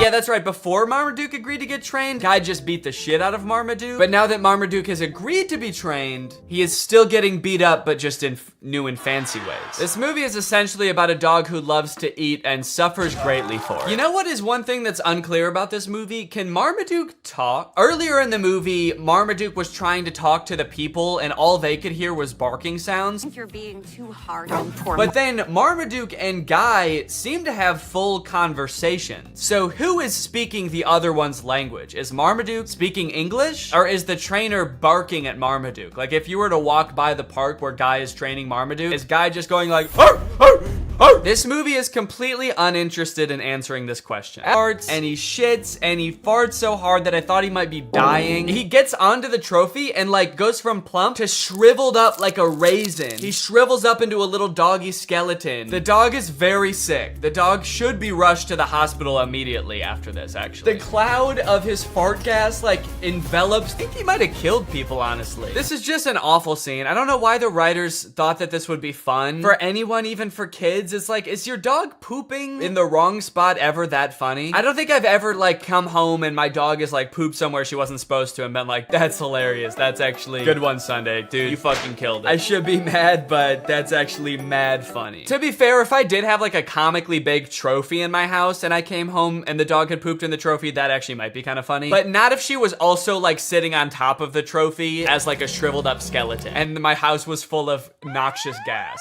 That was a disgrace. This movie's getting kind of dark. This is a really somber, like, middle section of a children's movie. He's not a loser! It just turns into Marriage Story.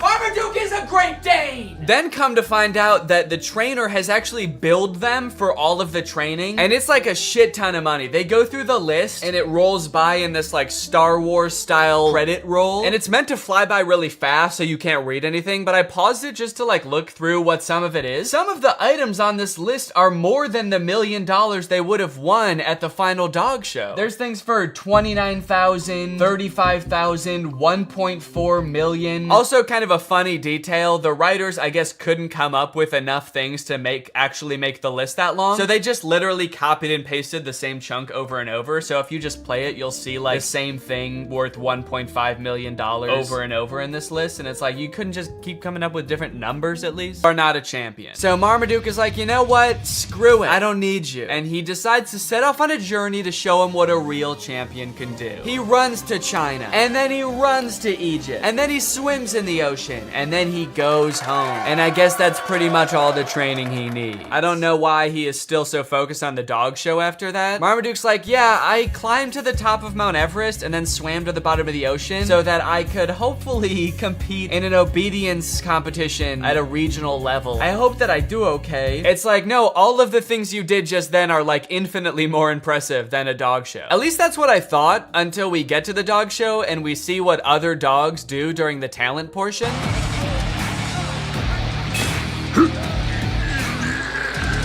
Okay, so the bulldog is winning the talent competition. The bulldog is winning the whole show. Forget about the other dogs for a second. There is no way that Marmaduke can do anything near that impressive. I know he ran around the world, but he just ran and swam. This dog lifted up a convention center. The other dog's not quite as impressive. One of the dogs dances, pretty lame. And another dog did like a half fight, half rap in like a magical bubble environment. So that was pretty cool. I didn't know there was magic in this universe. They just decided to spring that on us in the last like 20 minutes of the movie, but I just don't understand how they were able to continue the competition after the bulldog lifted up the building. If I was in the crowd, I would be on my hands and knees crying after that. I don't think that it's fair to continue the show. Okay, Zeus actually hypnotizes the crowd. That's actually pretty impressive. Yet another use of magic. I like that they're really doubling down on that in the third act of this movie. Also, I'm getting a lot of parallels from the Disney Channel original movie Zapped in this movie. Although I don't think anyone beat the shit out of a dog in that movie. Also, hang on a second. If hypnosis exists in this universe and it is like a thing that can be done effectively, why the hell did the trainer need to beat the fuck out of Marmaduke? If in this world it's possible to mentally make a dog do whatever you want, what sick thrill did Guy get out of assaulting Marmaduke? It's almost like that wasn't even training and he just like, what if he did hypnotize him and then he was like, and now the rest of this is just for me. Anyway, it's time for Marmaduke's portion of the talent show. Now, everything else up until this point is so insane that like anything Marmaduke could do, even if he did something really cool, would be kind of underwhelming. But like, even with that in mind, Marmaduke just does the dumbest shit. His boy owner gets on his back and they just like run around the stadium. I'm sorry, Marmaduke, but that was not impressive at all. We literally all just saw magic happen. We saw a bulldog lift up a building. I know I keep mentioning that, but that was insane. We all just saw an entire crowd get hypnotized by a creepy blonde dog, and Marmaduke's like, yeah, but can you do this?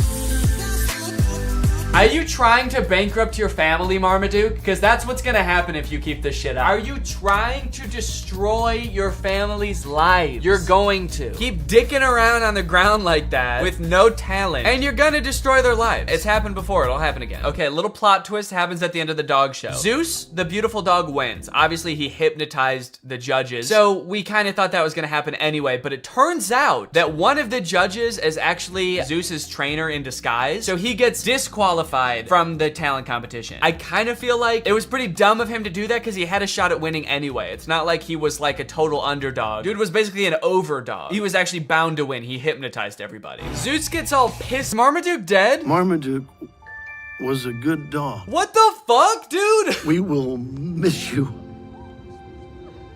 very much. Okay, they're spending way too long on this if he's not actually dead. He should have come back alive by now, probably. Is there still time to hit the awards banquet? Jesus Christ, dude. You have to admit, if he did die, that would be objectively the funniest ending to this movie. Marmaduke doesn't win the dog show, and then he dies. And then everyone's really sad, and then the movie ends. In my head, when this was happening, the first time I watched this, I was like, please roll credits, please roll credits. It would be so fucking funny if Marmaduke dies. Oh, fuck, he's alive. Anyways, if this movie movie couldn't get any worse. It ends with an original song by Pete Davidson about being a dog. I'm the biggest dog around, the greatest Dane in the whole darn town. But my family doesn't understand. I gotta eat, it's my command. Did they give Pete Davidson 40 seconds to write this song? All right, Pete, it's time to record the ending song. What ending song? You guys didn't tell me there was gonna be an ending song. I don't know, man, you tell us. Hit it. All right, well, yeah, that's Marmaduke. Let me know what you thought, and now it's time to talk about our sponsor. Hello. Guys, did you know in the US it's legal for your internet service provider to sell your data to other companies? They can sell it to ad companies. Heck, they can sell it to whoever they want. This seems pretty screwed up to me. I don't know why this is legal, but what I do know is that Marmaduke is probably responsible. Luckily, today's sponsor, ExpressVPN, puts a stop to this by rerouting 100% of your network traffic through their secure encrypted servers. Those are servers that are both secure and encrypted. ExpressVPN also masks your device's unique IP address, making it much more difficult for like big tech companies or advertisers or really strong dogs from tracking you and matching your activity back to you so they can collect your data. There's a ton of great reasons to use ExpressVPN. You can unblock content that's not available in your country. For example, the movie Whiplash is not available on Netflix in the US, but with ExpressVPN, if you change your server location to the UK, it is available. They have 24/7 customer support, the fastest speeds, consistently faster than other VPNs, and it's easy to use. You can fire it up and get going with just one click. I've got ExpressVPN on my computer and my phone, pretty much every device that can have it in my house. So find out how you can get 3 months for free by visiting expressvpn.com/Danny Gonzalez. That's expressvpn.com/Danny Gonzalez. Thank you to ExpressVPN for sponsoring this video, and thank you to you guys for checking out our sponsor.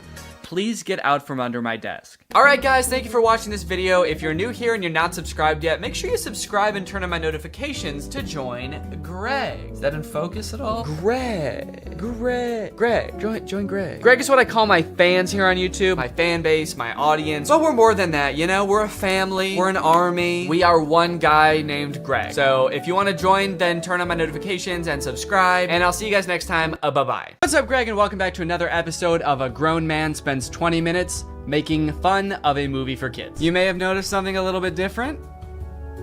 There's a microphone in the frame. I got a new stand for my microphone, and apparently the only way I can get it like close enough to me is by having it slightly in frame. So I hope this isn't super distracting. This would be kind of a crazy way for like one of those faceless YouTubers to film videos. What's up, guys? So today we're going to be talking about Zapped. And after watching this movie, I'm starting to think that the writers of Disney Channel original movies are not capable of writing a movie that's not about a teenager trying to control the opposite sex and mold them and craft them to their liking. You got Pixel Perfect, a movie about creating like the perfect girl pop star. How to Build a Better Boy, pretty self-explanatory in the title on that one. And then you got this movie Zapped, which is about Zendaya discovering that her dog training app can actually train boys to obey. Sorry? It can train boys to obey her every command.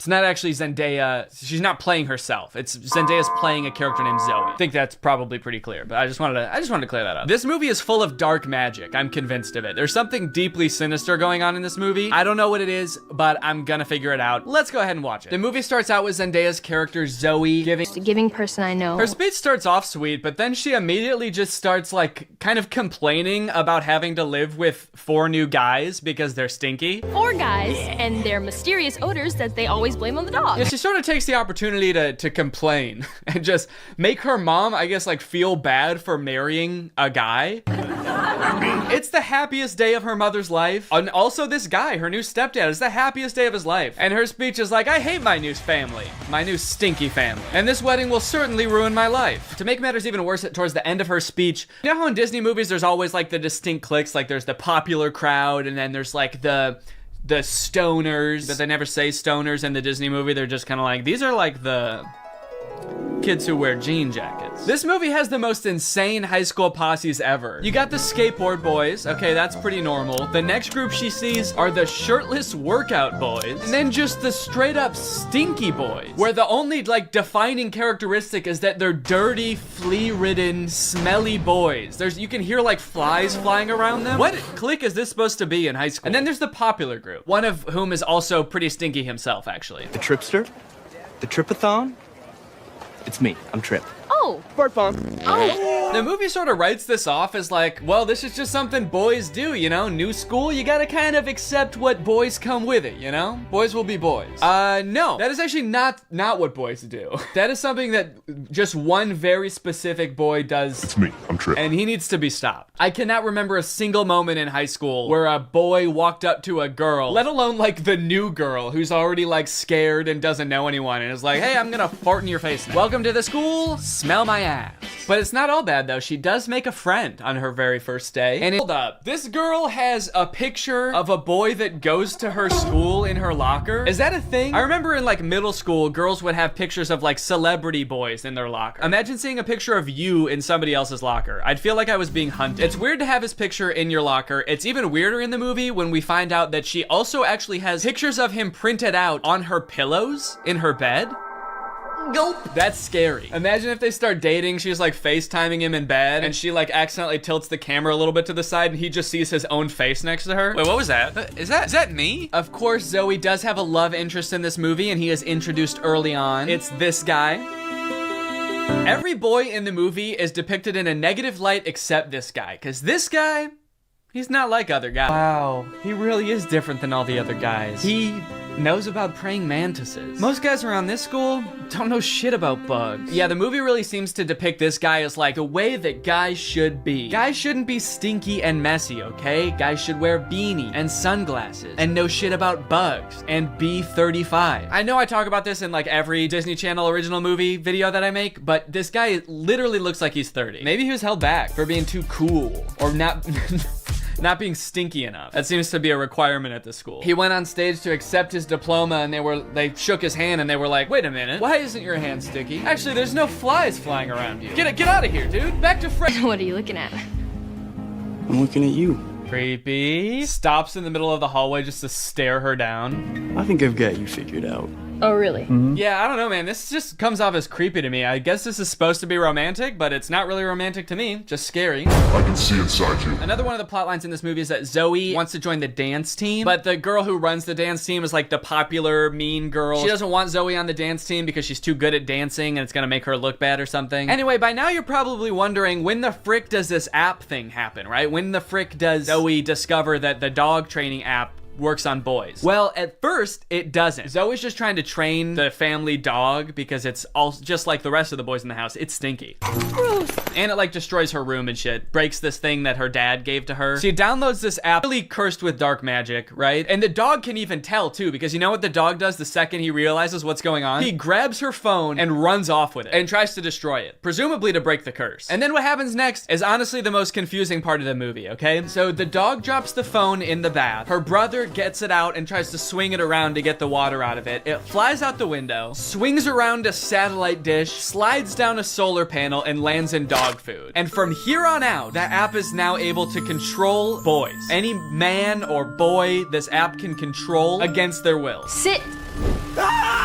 And at first, while watching this movie, I didn't even think it was that weird. I didn't even give it a second thought. I was just like, okay, yeah, so something magical happened and now it can control boys. That makes sense. But like, what? What happened to the phone? I don't understand how solar panels and satellite dish changes the app from dog-based to man-based. Like, you'd think at the very least something having to do with like men would happen to the phone. Like the phone lands in like a bucket of buffalo wings or like flies through a football field. I'm just curious to know if that fucked up other apps on the phone or if it's just the dog training app. Now, whenever a boy likes one of my tweets, he goes into a coma for 3 years. And don't even get me started on the weather app, because every time I check that, boys start falling from the sky. Anyway, let's just say now that she's got the ability to control boys, she has a little bit of fun. Boys are acting weird. Dude, he farted twice in midair in such rapid succession. They added in 2 fart sound effects. Kind of impressive. I'm trying to imagine how she's gonna use the app to get herself out of this one. Stop farting. Take it back. Take the fart back. Suck it back up into your ass. Oh, how am I doing this? But no, she just uses the app to utterly humiliate him in front of his friends. That's funny. Girls are catty. What the fuck does that mean? Boys are dog-like?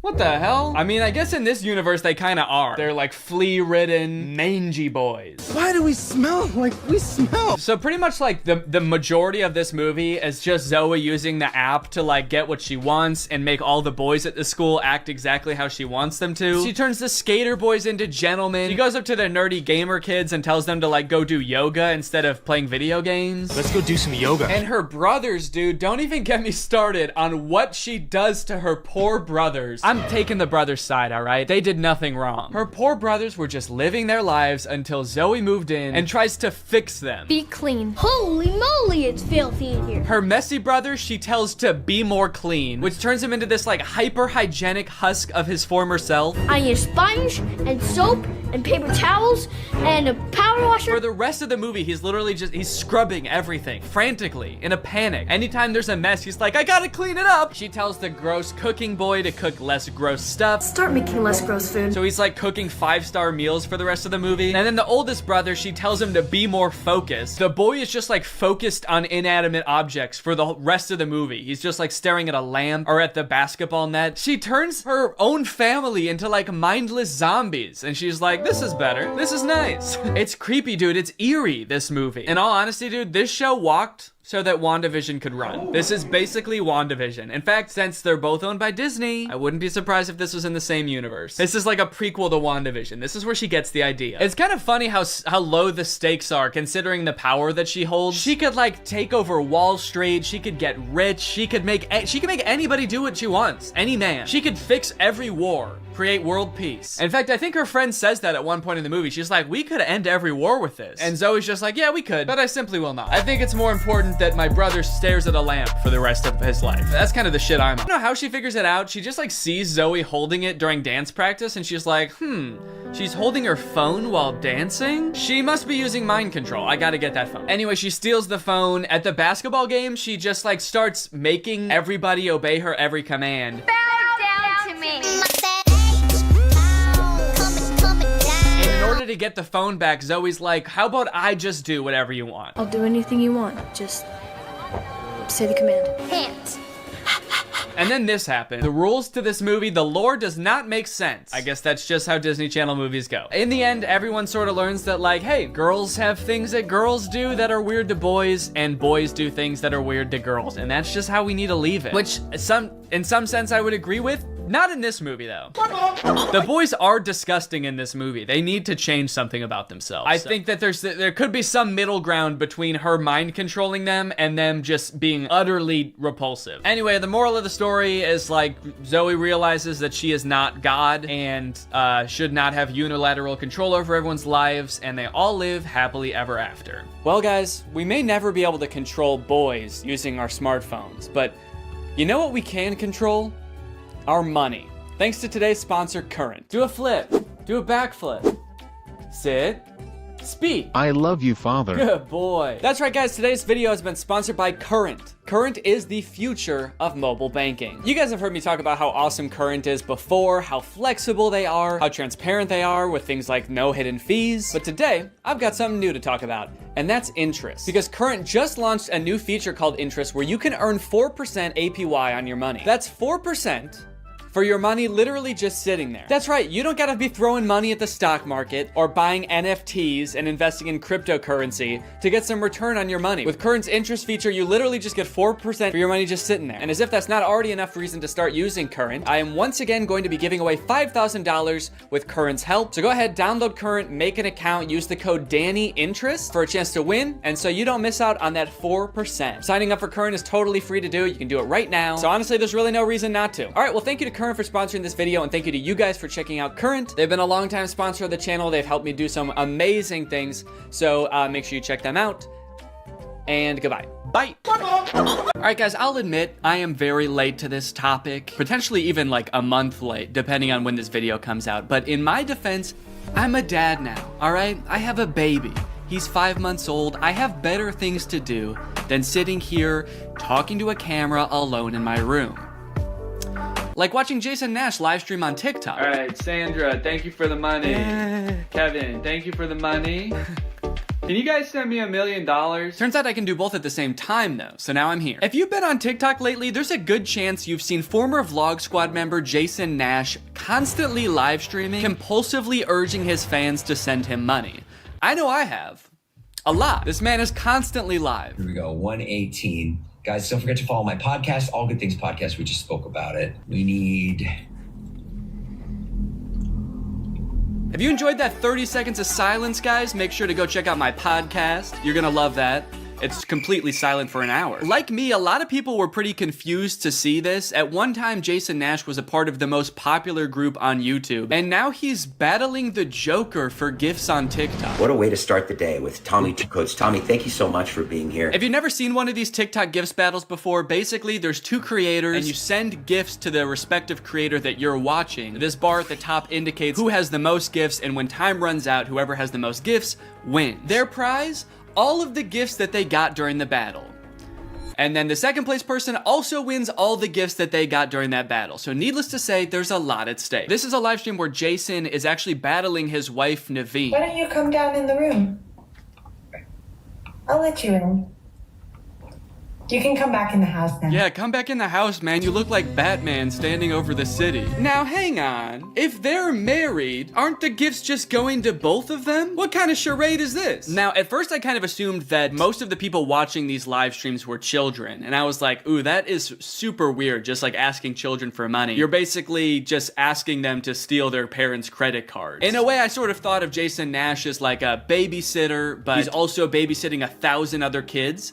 And if you start choking, he's not gonna call 911 because he can't see you. But after tuning into a few of his streams and actually like clicking on some of the profiles of people watching, I realized that it's actually mostly adults, which was very surprising to me. Guys, what are we doing here? Stop that. I promise you there are like 1 billion other better uses for your money than helping Jason Nash's wife crush him in a gift battle. Fun as it may be. The reason I wanted to make this video is because I think that it's kind of a very interesting look at the career span of a creator. It's a pretty new career, all things considered. And like nobody's been a full-time online creator for 40 years. So we don't really know how long this career is supposed to last or how it will evolve over time. So I think it's worth looking at why Jason Nash is here. Between the years of 2016 and 2020, David Dobrik was seemingly at the top of the YouTube ecosystem. What started as David just sort of goofing around and filming his friends as up-and-coming content creators quickly turned into partying all the time, collabing with huge celebrities, huge giveaways, and giant sponsorship deals. And if you didn't watch the vlogs around this time, you might think that David was like the biggest part of them, but it was actually more his friends doing the heavy lifting. David was always behind the camera, and sure, he would laugh a lot, and you'd hear him laugh, but I really feel like the reason people tuned in was sort of to live vicariously through David and experience the goofiness that was all of his friends. So while all of the vlogs were on David's channel and David was inevitably the most popular member of the Vlog Squad, I really feel like he owes most of his success to his friend group. But it was a fun time. I watched a lot of the vlogs back in the day and I really enjoyed them. It felt like you were a part of this friend group. And in a lot of ways, you were like the members of the Vlog Squad because like the members of the Vlog Squad, you also were not getting paid for your appearances in the videos, which is something that I always found kind of weird. David's friends never got any sort of payment. Their only payment was in exposure. And so what kind of ended up happening was because everybody else around David wanted to launch their careers off of David's vlogs, they all started vlogging too. But because they would always be hanging out together, all of their vlogs seemed to be just like the same situation from a bunch of different angles and everybody was holding vlog cameras. It got pretty out of hand for a while there. Eventually though, during the pandemic, a bunch of stuff happened that caused David to take a step back from vlogging. Mainly a bunch of scary accusations about one of his best friends, Dom, and also him almost killing one of his other best friends, Jeff Wittick, by slamming him into the side of an excavator. After losing a bunch of followers and probably more importantly, a bunch of sponsors, David posted an apology saying he was gonna do better. He said he was gonna take steps to make sure his vlogs were a safer environment for the people in them. And I want to be able to have a place of checks and balances. I want to have HR. If he had to choose between quitting vlogging or doing it safer with an HR team, he was gonna do that. And then he quit vlogging. Currently, David is still presumably very rich. The only place he really posts is on Snapchat, and from what I can tell, he mostly just goes around and tours really expensive houses and parties a lot. He doesn't seem to have any ambitions of creating more content on YouTube. In a lot of ways, he's sort of like the Great Gatsby of social media now. But without David sort of manning the ship that was the Vlog Squad, a lot of the other members basically had to figure out other avenues and other ways to make money and maintain their following after the vlog ended. Zane and Heath have a pretty successful podcast now, so does Jeff Wittick. Carly and Aaron, I believe, have a podcast too. But I feel like Jason Nash, out of the entire group, is having the most trouble adjusting to the post-vlog era. He has a podcast, but it's definitely not getting the same numbers that his podcast with David did, views, back in the day, which David also quit. Despite them, I think, getting a bunch of really great offers that would have changed Jason's life, David decided to quit because he didn't want to do that anymore. He wanted to be the Great Gatsby. So Jason has now been left to fend for himself, and it seems like TikTok gift streaming is what he has turned to. You excited to go to dinner?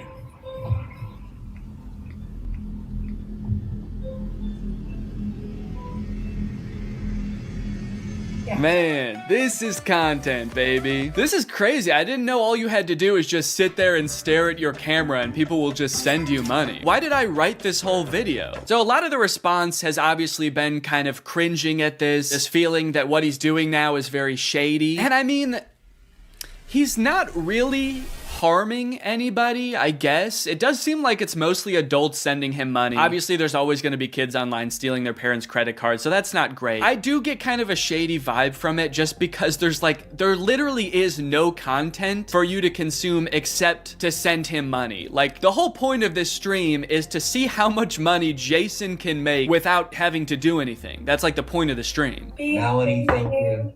Let's go. And you could argue that Twitch streaming has donations and, you know, a bunch of other live streaming does too. But I would argue that there's at least some content behind that. Someone's playing a video game or they're doing a podcast live and the donations are just a little bit extra on top. It's not the content itself. I've also seen a lot of people wondering, like, wait, isn't David super generous? During his vlogs, he was always giving away cars. He was paying for people's weddings, just like handing out PlayStations to people on the street. Surely he could just help Jason if he's struggling financially, right? Wrong. From some of Jason's podcast clips, it seems that that is definitely not the case. But before we get to that, I've got to make some money of my own.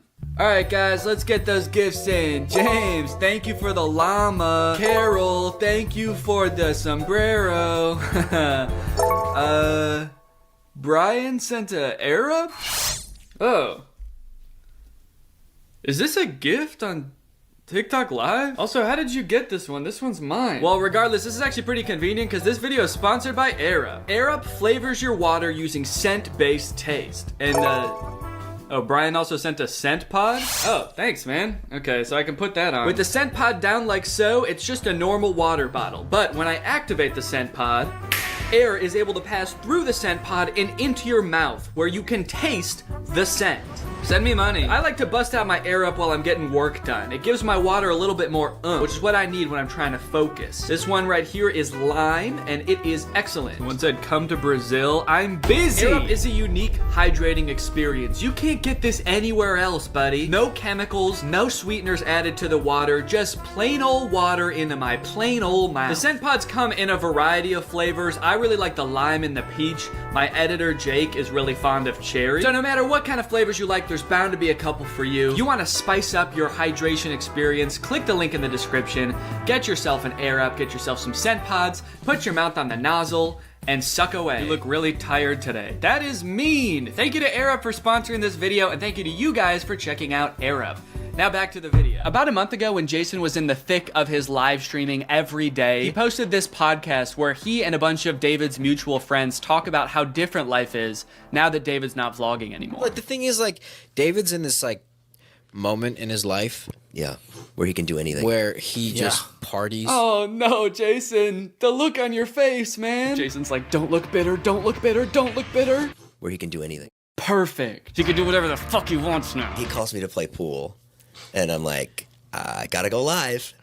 And I don't expect him to understand that. You don't expect him to understand that you have to work to make money? You know he did that too, right? I wouldn't expect him to understand that, man. He hasn't had to work in, gosh, what is it, 2 years now? I hate to say it, Jason, I think he gets it.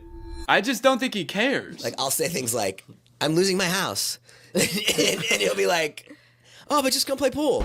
I just don't think he cares. Dude, Jason, haven't you learned anything from being friends with a popular YouTuber? You just told him you might lose your house, and he invites you over. You think he really wants to play pool? Dude, he's probably gonna Mr. Beast you. He's probably inviting you over so he can, like, surprise you with a new house. He might make you do Squid Games for it, but you have a chance to win a new house. Maybe he'll give you a new car. Or, you know, surprise you with his new car like he did that one time. My surprise to you is that I'm buying myself a car. I know, right? That was cool. I will say it is interesting that David seemingly stopped doing the extravagant giveaways once he stopped doing the vlog. I wonder what the correlation there is. That's kind of weird. There was a great TikTok that he sent, which was like some guy, it's just the guy that has like a lot of money and can do anything all day. He's like, oh, Diplo's having a party tonight? And like, it's literally like things that David has said. David sent Jason a TikTok of a rich, out of touch guy being like, oh my God, dude, this is so me. Dude, look at this TikTok. This is so me. That moment when you're rich and you're partying with Diplo and you're talking about how much you hate Jason Nash and how poor Jason Nash is. Guys, comment below if you found this relatable. But if you think about it, though, from 18 to like what, 23, 24. Oh, he was hitting it he never drank. I don't think he ever drank. Even when we would visit him, we'd be up till like midnight just like watching the edits, just like, wow, he worked hard for 5 years? Let the man party, dude. Please do not burden David's poor gentle soul with your financial woes. Just let the man play pool and play with him, for God's sake. I mean, look, I don't doubt that he worked hard. The dude posted 3 vlogs a week. I'm sure it was a lot of hard work, but you know who also worked hard?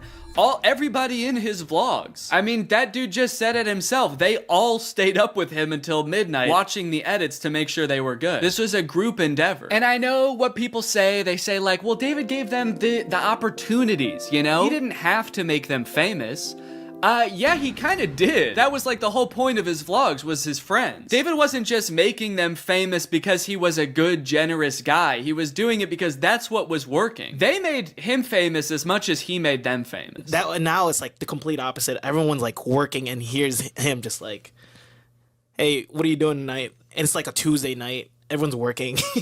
Yeah, man, that is kind of a crazy switch. Whereas before, David was working and everyone was helping him. Now everyone else is working, so naturally David is partying with Diplo. Naturally, a lot of the conversation around Jason's live streams has revolved around the confusion as to why he wouldn't just get like a normal job if he was strapped for cash or if like the social media thing wasn't working out. Can someone make Jason Nash a fucking DoorDash account? People are wondering, why is he pursuing this career that is like universally seen as embarrassing or cringe rather than just getting a 9-to-5? And I totally get that criticism because I do love being a creator. I love getting to be my own boss. I love being creative on a daily basis, working with people that I'm really inspired by, entertaining people. But if this exact version of being a creator stopped being feasible, would I start doing gift streams on TikTok?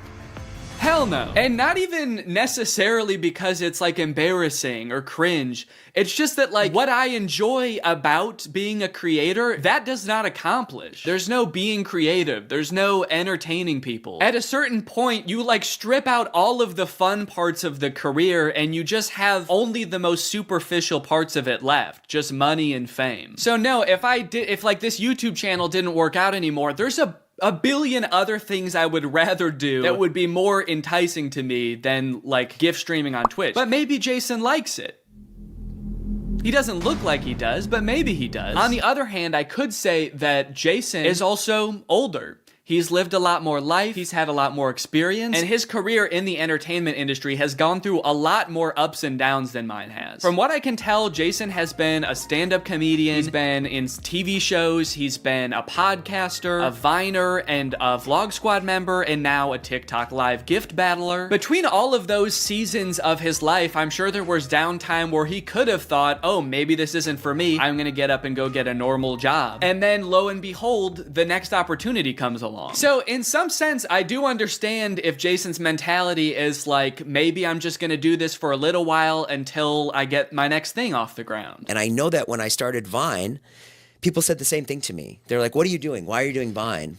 You know? And I was like, okay, this is what I'm doing. And then I did YouTube, and people were like, why are you doing YouTube? And I feel like when you're first to something, that can really pan out. Yeah, I do get what you're saying, but also I don't know if this is the same as Vine and YouTube. Saying he's the first to this new thing like TikTok gift battling is gonna be the next big thing is very worrying to me. Please don't make that the next big thing, guys. On top of all that, there is this sort of like gamification in your head that happens when you're a content creator. Because so much of it is like numbers based, you're always looking at your analytics, hoping your numbers go up. It becomes kind of a game in your head to see if you can do better than you did last month or last year. Because of that, I feel like in a lot of content creators' heads, quitting or pursuing a different career path is seen as like losing the game, even if it's subconscious. That being said, I don't think that's a healthy way to look at it, and I would encourage people who are pursuing being a creator to find other passions that, you know, if this didn't work out, you could pursue that instead, because I think just clinging to relevancy for relevancy's sake is not a good thing. But why try to guess what Jason's thinking when someone literally asked him on his own podcast why he doesn't just get a job? This isn't me saying this as a negative thing. Yes, I'm yes, just no, totally address it. asking. Please. Yeah.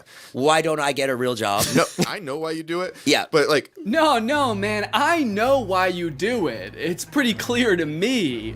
But, could you tell everyone else why you do this? Someone said that the other day, why don't you get into real estate? I'm like, I hate it. I don't have a real estate license. Bo Graney? Oh yeah, I forgot. You have to be born with a real estate license to do real estate. But darn, Jason Nash was born with a TikTok account. So he has to do that instead. Right. Now look, would I be on TikTok Live if I wasn't in like a financial hole? I don't know, probably not. But also like YouTube wasn't really working. And I needed to find something. OnlyFans. I can't do OnlyFans. This is such an unrelatable thought process to most people. YouTube is not working out for him, and his first thought is OnlyFans? TikTok begging people for money? It just comes off as being so set on being an influencer that nothing else matters to this guy. Listen, it is what it is. It's like, I was on Vine, I was on YouTube, I was on Snapchat, and now I'm doing this.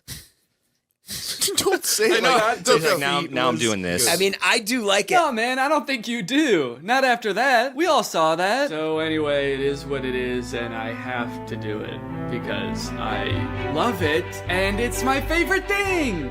Phew, that was close. Hey, we can hear you. What? You said that was close out loud. Oh no! Do you ever think about going to DoorDash or to like a? I just never thought it's entertainment or nothing. I don't care what it is. Like, what would you suggest I do? No. It's just that we get a job at Lululemon. From what I can gather from this clip and the way they're laughing about the prospect of being a DoorDash driver or working at Lululemon, those jobs are not even on the table for Jason. I don't know his personal finances, but Jason lives in LA, he owns a house, he has kids, he has a wife. So I feel like when he's saying things like, I don't have any other skills, what he's really saying is, I don't have any other skills that would allow me to live the exact same life that I'm currently living. And honestly, I could understand if he really does like the TikTok live streaming thing, but don't laugh at other jobs like Lululemon or DoorDash like you're so above doing them, yet you're on TikTok literally asking people for money. And I do totally get that Jason has kids that he has to support, that I'm totally empathetic to that situation. It is kind of ironic that his solution to that is to ask other people's kids for money online, but that's neither here nor there. This whole situation kind of reminds me of this TikTok I saw about a month ago. My Roman Empire is all of those influencers who dropped out of college or quit their jobs, moved to LA, then became irrelevant. Like, where did they go? What are they doing now? One interesting thing that I don't know if a lot of people know is that I feel like a lot of creators who get into this situation can actually leverage some of the connections they make while they're relevant and some of the skills that they've learned to get jobs at like marketing agencies, talent agencies, social media companies, or working for other creators behind the scenes. There's actually a lot of opportunities out there, which I would know because my first job out of college was working for a YouTube MCN. While I was still on Vine, I graduated college and I was worried that that wasn't going to be a stable career, so I actually got a job working at an MCN. And then I also worked at the YouTube channel Corridor for a while before my YouTube channel took off. So just throwing that out there, there are other career opportunities where you get to be involved in the creator space, even writing or acting, stuff like that. But it doesn't have to be your operation. You can just get a stable job. All right, it's time to talk about David again. While everyone was making fun of Jason for doing the TikTok live streaming thing, David paid him a visit on Snapchat. Dude, you're kind of becoming a legend on TikTok now. I know. Not in a good way. Yeah, but I think it's fun. No, man, this is a great look. This is awesome. Multi-millionaire visits former unpaid employee wearing a crown to make fun of his new job. David, do you know why, perchance, Jason has to do the TikTok live streaming? Have you thought about that at all? During your long nights of playing pool? Bye, guys. Thanks for having us over in your little hobbit home. And make fun of his house before you leave? Check. Great job. Now, with all of this talk about David and Jason, I just want to make it clear, do not go and send any hate to these people in real life, especially Jason. Jason actually got swatted mid-live during one of his streams a few weeks ago, which is obviously horrible. What else inside? No. Okay, hold on. Let's get it together and then... This is obviously a horrible situation, actually terrifying. But I cannot help but break a little smile when I look over and the two people he's gift battling are the Dobre brothers. I don't think there's a single funnier sight than watching the two of these blankly stare into the camera, not understanding what's going on. Also, imagine your gift battle opponent getting swatted and he's still crushing you, dude. That's gotta hurt. My big takeaway from all of this is if you are pursuing being a content creator, I would heavily recommend being super careful about the way you go about it. I would highly recommend not letting your success be at all related to the success of another influencer. You don't want to be the guy from David's vlogs when David stops the vlogs. Also, save your money. This career that we have, we don't know how long it's gonna last. I mean, I sort of view it as being any other type of entertainer. You're only relevant for so long, or like an athlete or something. You can only be in your prime for a certain amount of time, so save as much as you can. It's really easy to get caught up in the lifestyle of an influencer and like partying all the time and flying on private jets, buying expensive cars. And if you can make this career last for like 20 to 30 years, that's awesome. That's insane, but it's definitely not guaranteed. So just be careful, all right? For me, for your old pal Dan. Alright guys, well I hope you enjoyed this video. If you're new here and you're not subscribed yet, make sure you subscribe and turn on my notifications to join Greg. Greg is what I call my fans here on YouTube, and if you just watch this whole video, that means you kinda gotta be a Greg now. I don't make the rules, sorry. Except for that rule I actually did make, but all the other rules I don't make. Alright, I'll see you guys next time. Bye-bye. The story of a Willy Wonka experience gone wrong in Glasgow, Scotland has taken the internet by storm, and I love it. I don't think I've ever in all my life seen such an impressive and inspiring dumpster fire of an event. It is just, mwah. It is just perfect. This event, which was supposed to give kids the chance to experience Willy Wonka's chocolate factory, was so bad, it prompted parents to call the police to get justice for the horrors they had witnessed. Police were called to an immersive Willy Wonka experience after families showed up to an empty warehouse. The event reportedly charged $40 per entry, that's per person by the way, advertised with AI art and said it would be a journey filled with wondrous creations and enchanting surprises at every turn. And oh, what enchanting surprises they found. Kids were all dressed up and crying, waiting for what they thought was going to be a magical experience. Yeah, that's the surprise. No magic here, just sadness. The surprise was them crying. If they called the police, that's how you know it was bad. Because they didn't even do that in the actual Charlie and the Chocolate Factory, and kids were dying in that movie. And honestly, it does look like it was terrifying. Take a look at some of the images of the abandoned warehouse that parents had to spend $40 to gain access to. Okay, here we have some sort of chocolate fountain with murky brown water floating in it. We have one bouncy castle that can fit like 3 kids. Giant empty space filled with table and chairs. You're probably thinking there must be something pretty good to eat here with all these table and chairs. Probably some pretty tasty chocolate, right? No, there was no chocolate at this event. These photos look like a crime scene, dude. These look like Willy Wonka had to flee the country after the FDA found fentanyl in his chocolate. So he has to post up in an abandoned factory to keep the business going while the feds are after him. You got this lovely scene. I think that the size of the warehouse really screwed them over, honestly. If it was a smaller room, it wouldn't look so empty. There would still be nothing to do there, but it wouldn't look so sad. In a way, seeing this photography light in front of this like $2 Candyland backdrop makes me feel kind of sad for the people who put on this event. Like, oh, you really thought people were gonna want to take pictures in front of this shit. Of course not.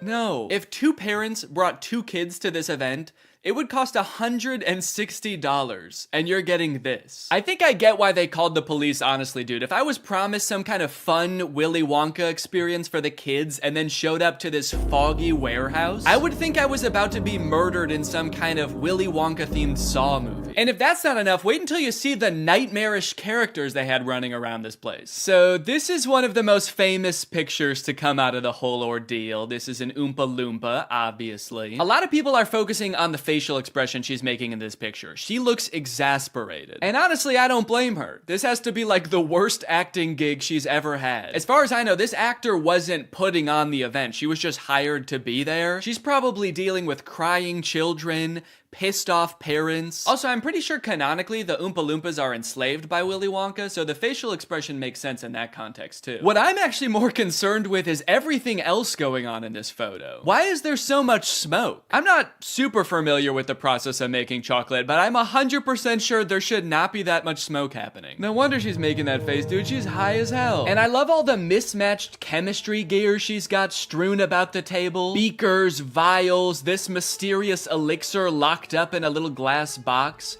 A quill? Oompa Loompas take notes like wizards from the 1300s? I didn't know that. All right, now the other 2 characters that were at this thing, I gotta introduce you to at the same time because they're both in the same video clip. So let me introduce you to Willy Wonka and the Unknown. What is that? It's the unknown. Man, what the hell? Dude, fuck everything else. I would call the police based off of that. Who is that demon? Surprising twists and turns was right in the advertisement. I would not expect to take my kids to a Willy Wonka experience and have them be accosted by a shadow figure. I can tell you that right now. It's terrifying that Willy Wonka says, "What is that?" when he sees it. What is that? Like, dude, this is your chocolate factory. You don't even know what that is? We are so fucked. Here's a different clip of some other kids experiencing the unknown. As the soup flavor full of scary face. Oh my God. Scare the great unknown. Wonderful. I love fantastic. Yeah, that's the correct reaction to seeing the unknown. What is that? Wonka says it, this kid says it, I'm saying it. Also, I love that baby's reaction. That was like a primal instinct to make that sound. Humans have evolved for millions of years to make that sound when they see the unknown. According to some reports that I've read from the event, the unknown is supposed to be an evil chocolate maker who hides in the walls and scares little children. Is he a part of the actual Wonka story? No. Was it advertised that there would be a child-scaring monster at this event? No. But speaking of the advertising for the event, one of the most insane parts of this whole story is that this company that made this event, House of Illuminati, apparently used exclusively AI-generated images to advertise this event. Surprisingly, the website is still up, so you can go and check it out for yourself. Welcome to Willy's Chocolate Experience. Dive into the whimsical of Willy's Chocolate Experience! Exclamation point, comma. So you've got images like this, which at first look like some kind of fun candy land, but then the closer you look, it doesn't really make any sense. Like, what the fuck is this thing?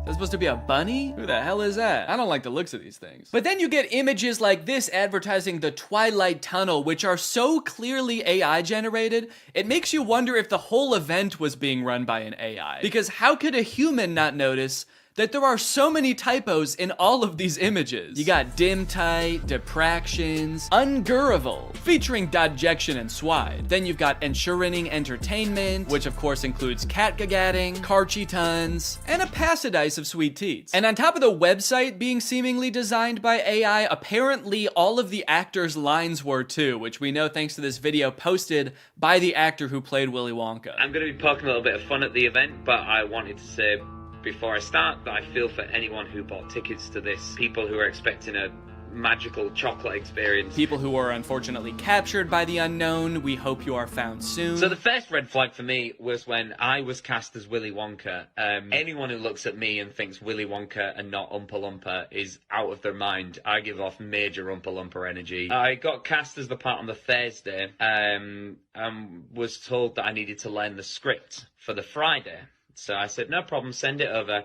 The script was 15 pages monologue, pretty much, of AI-generated gibberish. You know what I'm kind of curious about? If the script was AI-generated, where did the unknown come from? Did the event organizers just ask ChatGPT to generate a script about Willy Wonka's chocolate factory and it just threw that shit in? Cause that's terrifying. ChatGPT was like, planning an event for kids, huh?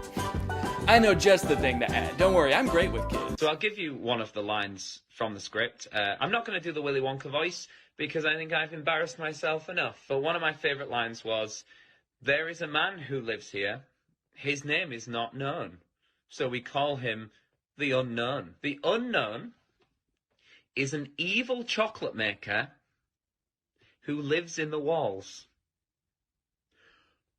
What? We were told on the experience to hand out a jelly bean, one jelly bean per child, and a quarter of a cup of Tesco's own brand lemonade. One jelly bean? All that smoke the Oompa Loompa had to endure and she was just back there cranking out one jelly bean? Maybe the unknown was introduced as some way to canonically explain why there was no chocolate at the event. Sorry kids, there's no chocolate here today. An evil chocolate maker showed up and he shot the Oompa Loompas. They're dead now. So one of the Oompa Loompas from the event also posted a TikTok kind of poking fun at the whole experience, but the one actor we haven't heard from yet is the one that we all obviously want to talk to. The unknown. Unknown, we need to know your story. What was your inspiration for your performance? How did you get into character? The unknown must have had the worst time of any of the actors because, like, you got hired to do a performance of Willy Wonka and you got cast as a character that's not in Willy Wonka, just like an evil spirit that lives in mirrors. And then your job for an entire day is to scare and confuse unsuspecting children who have no clue what they're in for. Every time a kid came around that corner, you just know the unknown was like, God damn it, I gotta traumatize another kid. The Oompa Loompa from the famous photo ended up doing an interview with Vulture where she describes the moment that children saw her for the first time, and it is very sad. Tell me about the moment as the kids started coming in. Did you see the innocence leave their eyes? They were quite upset. I think they were confused, but it was more the parents. I just looked at them, and I think they must have known when they looked at me. An older couple said to me, I really, really hope you get paid well for this. This sounds like she's describing people witnessing the wreckage of a tsunami or something. It's crazy. Each individual person that laid eyes on her had to take a second to mourn. When you say walk through, how long are we talking here to walk through this event? I'm telling you, this would have taken about 2 minutes. I've never experienced anything like this in my life. Dude, honestly, that's kind of smart because like 2 minutes isn't even long enough to process like the first stages of grief. You're getting these people in and out before they can even realize they got scammed. You know, they don't even know what the fuck just happened. After the police were called, people started getting refunded, the story blew up. The director of the company who put on this event did eventually apologize. I'm really shocked that the event had fallen short of the expectations of people on paper. Yeah, dude, on paper the event was awesome. No chocolate, abandoned warehouse, smoky Oompa, just like the movie. There was every intention to hold the event from the pictures. Despite not being the best light, hopefully you'll be able to see that there was every intention to hold the event. No, we know you were planning on holding the event. That's kind of the problem. I think a lot of people wish you didn't. Unfortunately, there were unforeseen circumstances and the event didn't come to life. He's like, we were not expecting that evil chocolate maker to show up. The unknown ruined the event. These issues were technological in nature. We had ordered a holographic paper that didn't arrive on time. The holographic technology in itself is absolutely fabulous technology, and unfortunately, there was a delay in postage. Holographic paper? No, I don't think that was the problem with the event, actually. The lack of holographic paper. Look, I don't know what holographic paper is, but based on his reliance on ChatGPT and Midjourney, I do not trust his opinion of absolutely fabulous technology. So I'm just gonna go ahead and assume the holographic paper would not have helped. Well, gang, this is surely an event that will go down in the history books. I hope you enjoyed this video. If you're new here and you're not subscribed yet, make sure you subscribe and turn on my notifications to join Greg. I'll see you guys next time. Bye-bye. What's up, Greg? I hope you're having a very spooky October. So I mentioned this last year in a tweet and also in the description of Spooky Man, but I know not everybody saw it, so I wanted to make this video filling you guys in. There will be no new spooky song this year.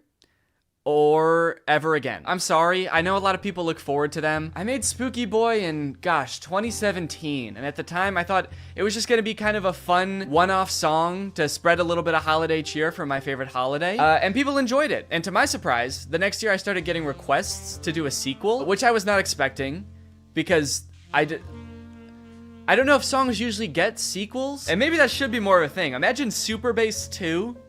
Epic Bass.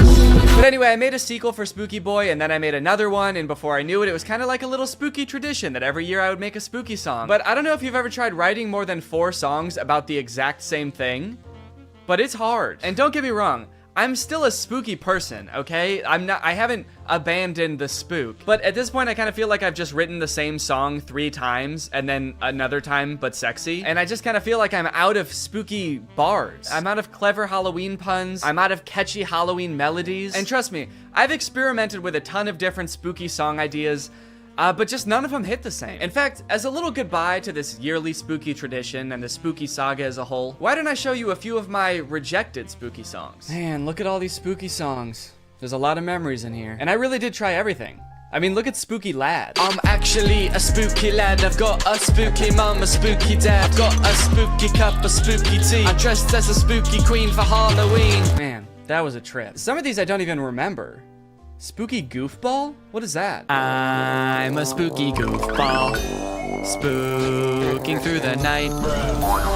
I'm a spooky goofball boy. Fuck with me, I'll give you quite a fright.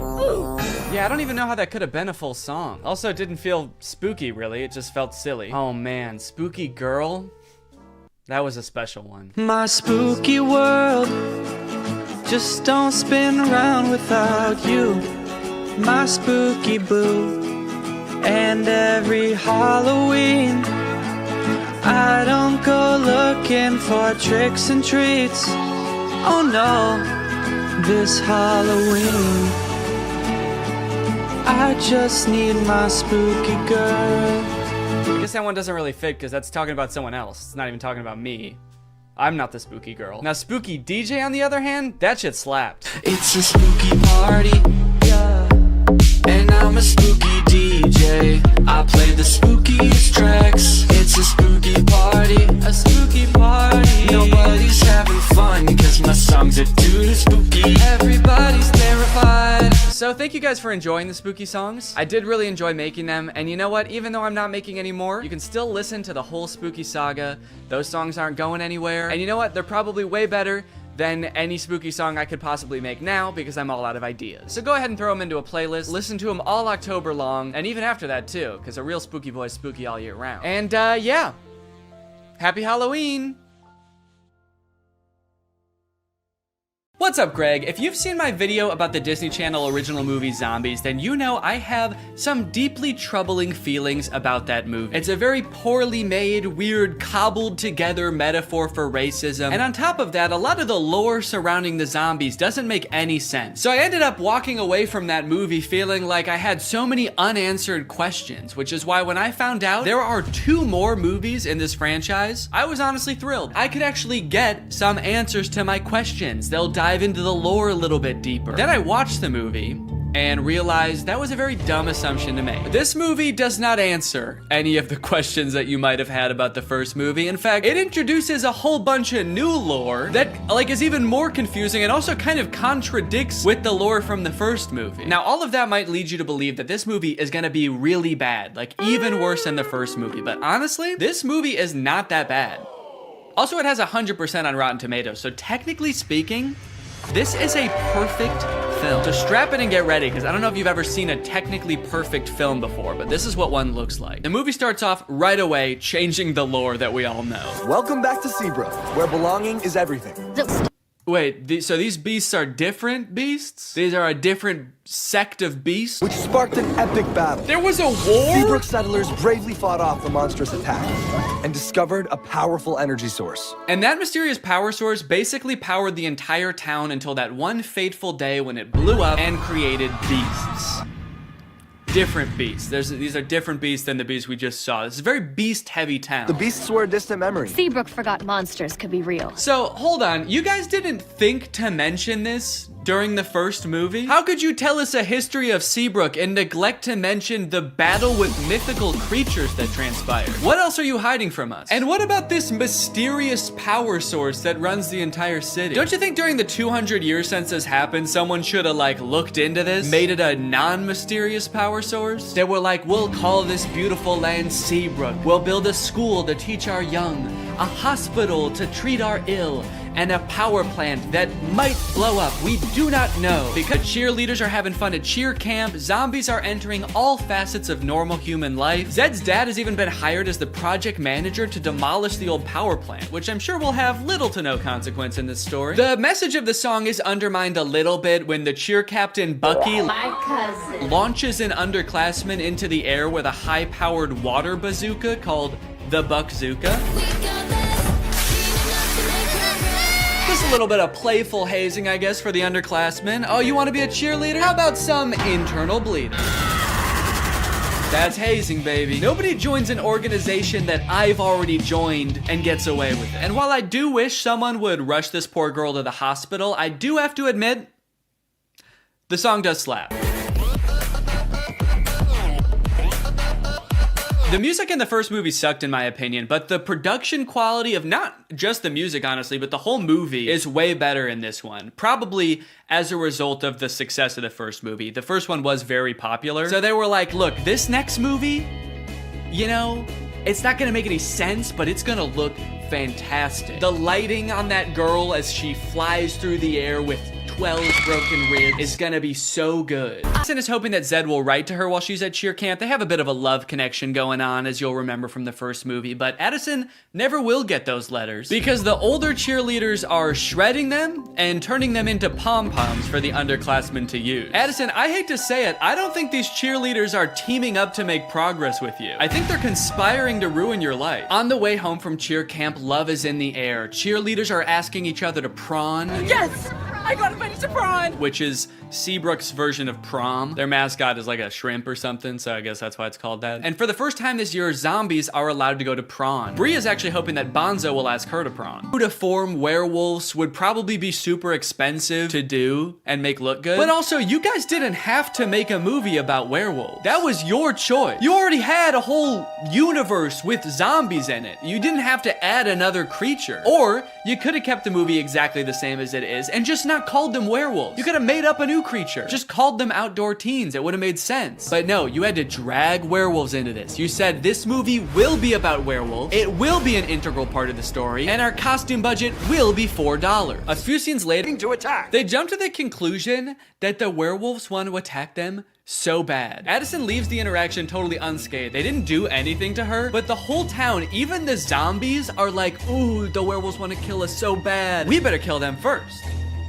And eat them. Typical zombies. So the leaders of the town decide to reinstate all emergency monster laws. All anti-monster laws are reinstated.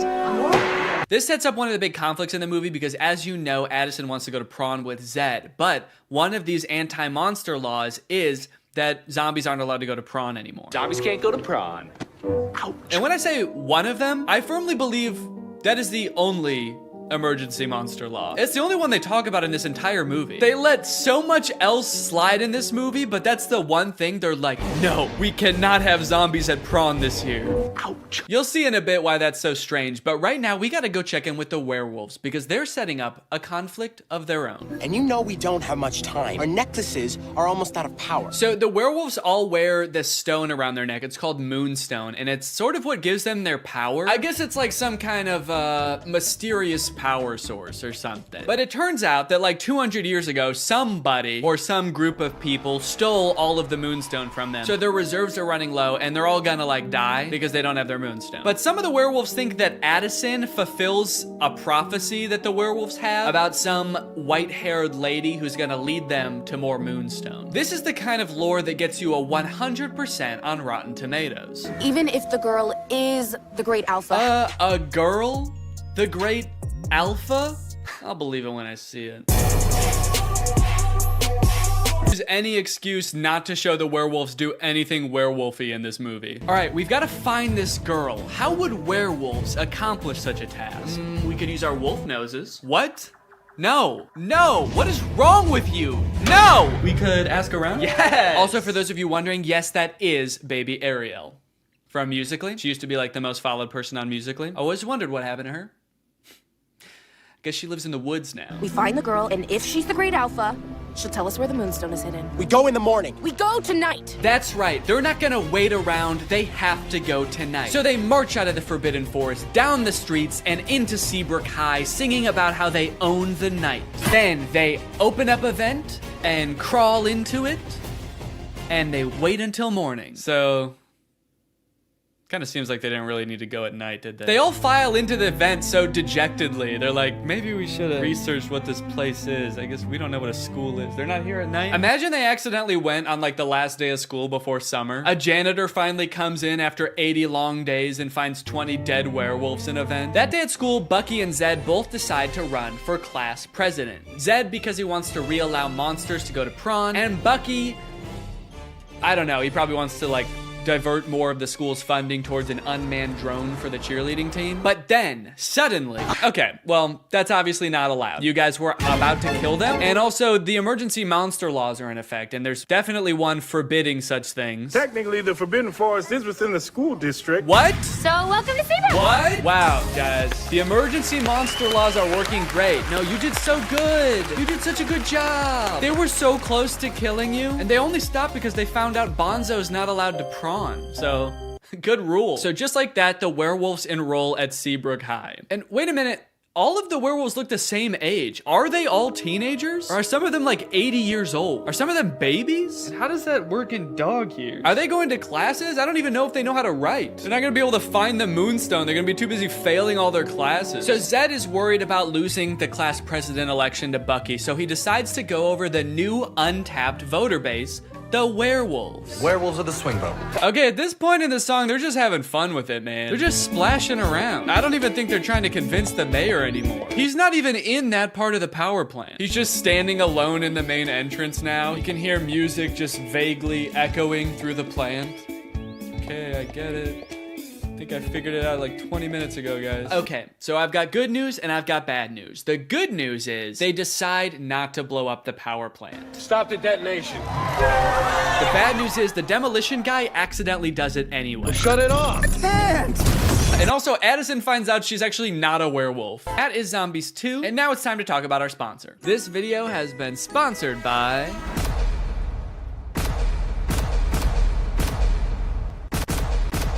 Guys, it's the season of giving, gathering, and with HelloFresh, it can be the season of saving. You can actually save money this holiday season with fresh, delicious recipes delivered straight to your door. It's cheaper than takeout, it's easier than grocery shopping, and the meals turn out so good. I like HelloFresh because I'm not really much of a chef. Okay, I don't really know how to cook well, but every time I cook HelloFresh, it ends up turning out great. Last night we had these Tex-Mex enchiladas. Didn't take too long to prepare. Turned out great. Honestly, best homemade enchiladas I've ever had, and I was the one who made them at home. I've got a lot going on. I've got a baby. I've got family visiting. It's a busy time of year. So sometimes it can feel impossible to get a good, nutritious homemade meal in, but not with HelloFresh. Can I let you in on a little secret? Some of their meals only take 15 minutes to prepare. How is that possible? Must be Santa. And guess what? HelloFresh is actually more than just dinners. They've got breakfast, they've got lunches, they've got snacks. So you can start skipping the grocery store for a variety of meals. HelloFresh is making life so much easier. So if you want to check out HelloFresh and for free breakfast for life, visit the link in the description or scan this QR code. One breakfast item per box while subscription is active. That is free breakfast for life with HelloFresh at my link.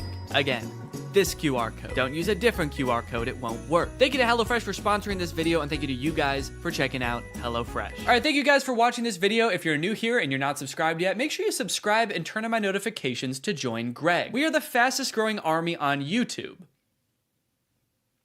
Do not look that up. I'll see you guys next time. Bye-bye.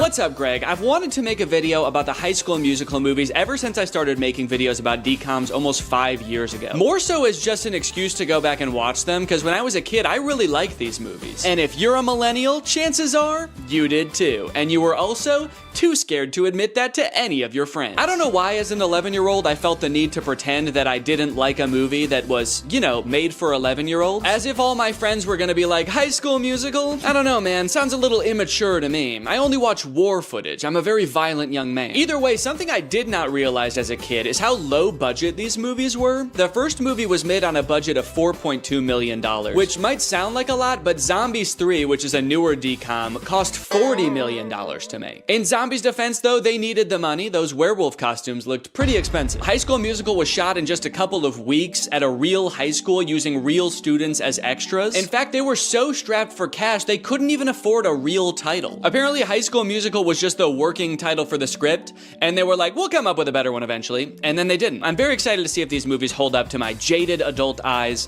So let's start with the first one. Let me introduce you to the two main characters of this movie, Troy and Gabriella. They don't know each other yet, but they're both on vacation with their respective families at a ski resort on New Year's Eve. And right away, this movie shows you everything you need to know about these characters in like 2 minutes. Gabriella is nerd girl. She doesn't want to go to the teen party because she's busy reading a book. Meanwhile, Troy's dad is the most stereotypical Disney dad to ever grace the screen. Not only is Mr. Bolton Troy's dad, he's also the coach of Troy's high school basketball team. So instead of getting ready for the parties, he's making Troy run drills in the hotel gym. Am I going left? Yeah.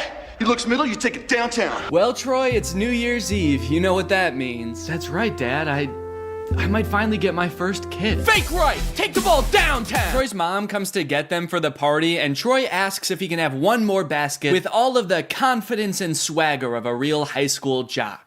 Come on, one more. One more? Just one more basket, please. Troy shows up to the teen party and is immediately yawning his face off. All right, hell yeah. This is clearly a popular jock who knows how to party.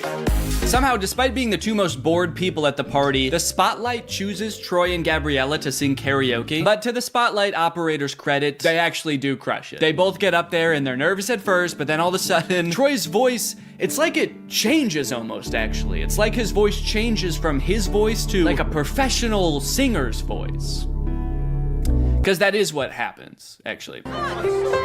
Living in my own world. Now who'd have ever thought that? I think this might be like the most well-known High School Musical trivia, but for the vast majority of the first High School Musical movie, it's not Zac Efron's voice singing. He had a voice double. His name is Drew Seeley, and he never appears on screen in the movies. He also apparently didn't even realize how big of a movie High School Musical was, and forgot that he had done the vocals for the movie until it came on the TV while he was working a shift at P.F. Chang's. Apparently, he tried to convince his coworkers that it was really him singing in the movie, and no one believed him. It's kind of funny because the whole point of the movie is kind of like, hey, basketball guys can sing too if they wanna.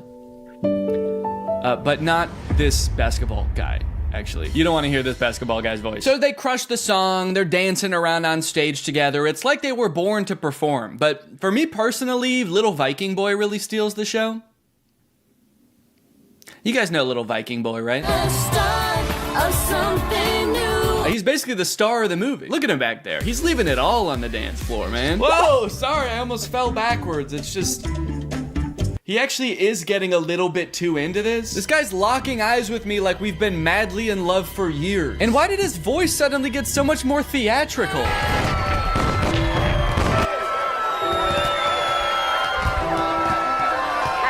guess I better go find my mom and wish her a Happy New Year. This is so romantic. I should say something romantic. I gotta go find my mom. And then she vanishes. And he never sees her again. That's right, you thought the movie was gonna be about Troy and Gabriella? Nah. No, the rest of this movie is about Troy and Viking Boy. Flash forward, Troy returns to his high school, East High, where he is seemingly a god amongst men. And then, actually, I don't remember this scene. Yeah, I don't know what happens here at all. Looks like the teacher is about to maybe give some kind of speech about today's sponsor? This video is sponsored by the Pokemon Company International. And they've sponsored this video because they want me to share some very exciting news with you. A Pokemon Day celebration is taking place in Pokemon trading card game Pocket right now. There's a new themed booster pack, Triumphant Light, and players can receive 3 booster packs for free just by logging in. And these booster packs, mind you, are guaranteed to contain at least 1 card of 4 diamond rarity or higher. By completing special missions, you can also obtain a unique display board, as well as Space-Time Smackdown packs, 500 trade tokens, 12-pack hourglasses, 24 Wonder Hourglasses, 24 Trade Hourglasses. Not to mention, at the end of March, ranked matches are coming to the game. So get your favorite decks ready and get ready to battle, baby. Pokemon Trading Card Game Pocket is a free-to-start game, available right now for download on iOS or Android. So go to this link or click the link in the description to join now. Log in, have some fun, and enjoy the Pokemon Day celebration. And now back to Troy. But unbeknownst to him, there's a new student at East High. I reviewed your impressive transcripts. I expect your light will shine very brightly here at East High. I don't want to be the school's freaky genius girl again. Freaky genius girl? What did you do at your last school? Troy notices that Gabriella is sitting in the back of their drama class, and not to be nitpicky, but this drama class scene lasts for 2 minutes, but the class happens in real time from start to finish in that 2 minutes. The bell rings. They sit down, the whole class gets detention, and then the bell rings again and they leave. How long is a school day at East High? Is it like 15 minutes? Troy shows Gabriella around, they catch up a little bit, and it is revealed that East High is having auditions for their winter musical pretty soon. Troy jokes that Gabriella should sign up because, you know, they sang together, and Gabriella's response is basically, fuck no. I'll be signing up for anything for a while. Yeah, I don't know why. I remembered this movie differently. I thought they both wanted to do the musical. Troy seems to maybe want to do it, and Gabriella's like, no, I'm not doing that. No, I don't sing. I'm not a freaky genius girl, and I'm definitely not a freaky singer girl. So, dude, you know that school musical thing? Troy, the music in those shows isn't hip-hop, okay, or rock. It's like show music. Yeah, and you guys would never do anything like sing show music, right? And then cut to them singing the hardest show music in this entire movie. That's the funny thing about this movie. Since it's a movie about a musical, there are several characters in this movie that are opposed to musicals. So it is a little jarring to see those characters seemingly completely unaware that they are literally singing and dancing right now. But on the other hand, I guess it would also be weird if they didn't sing when everyone else was. At the end, when they're all singing, we're all in this together, Corbin Blue's just standing around like,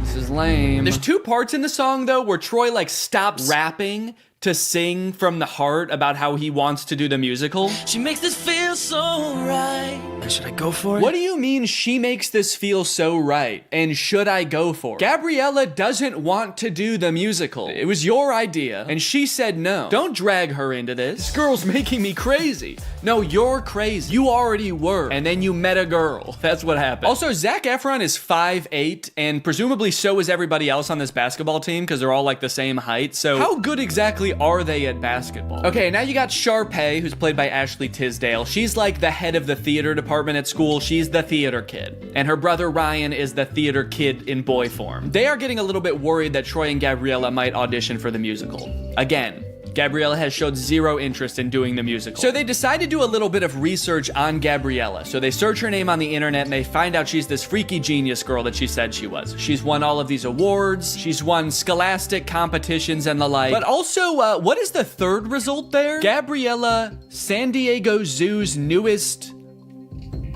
What? What is Gabriella at the San Diego Zoo? Ryan's like, oh, that's interesting. Look, it's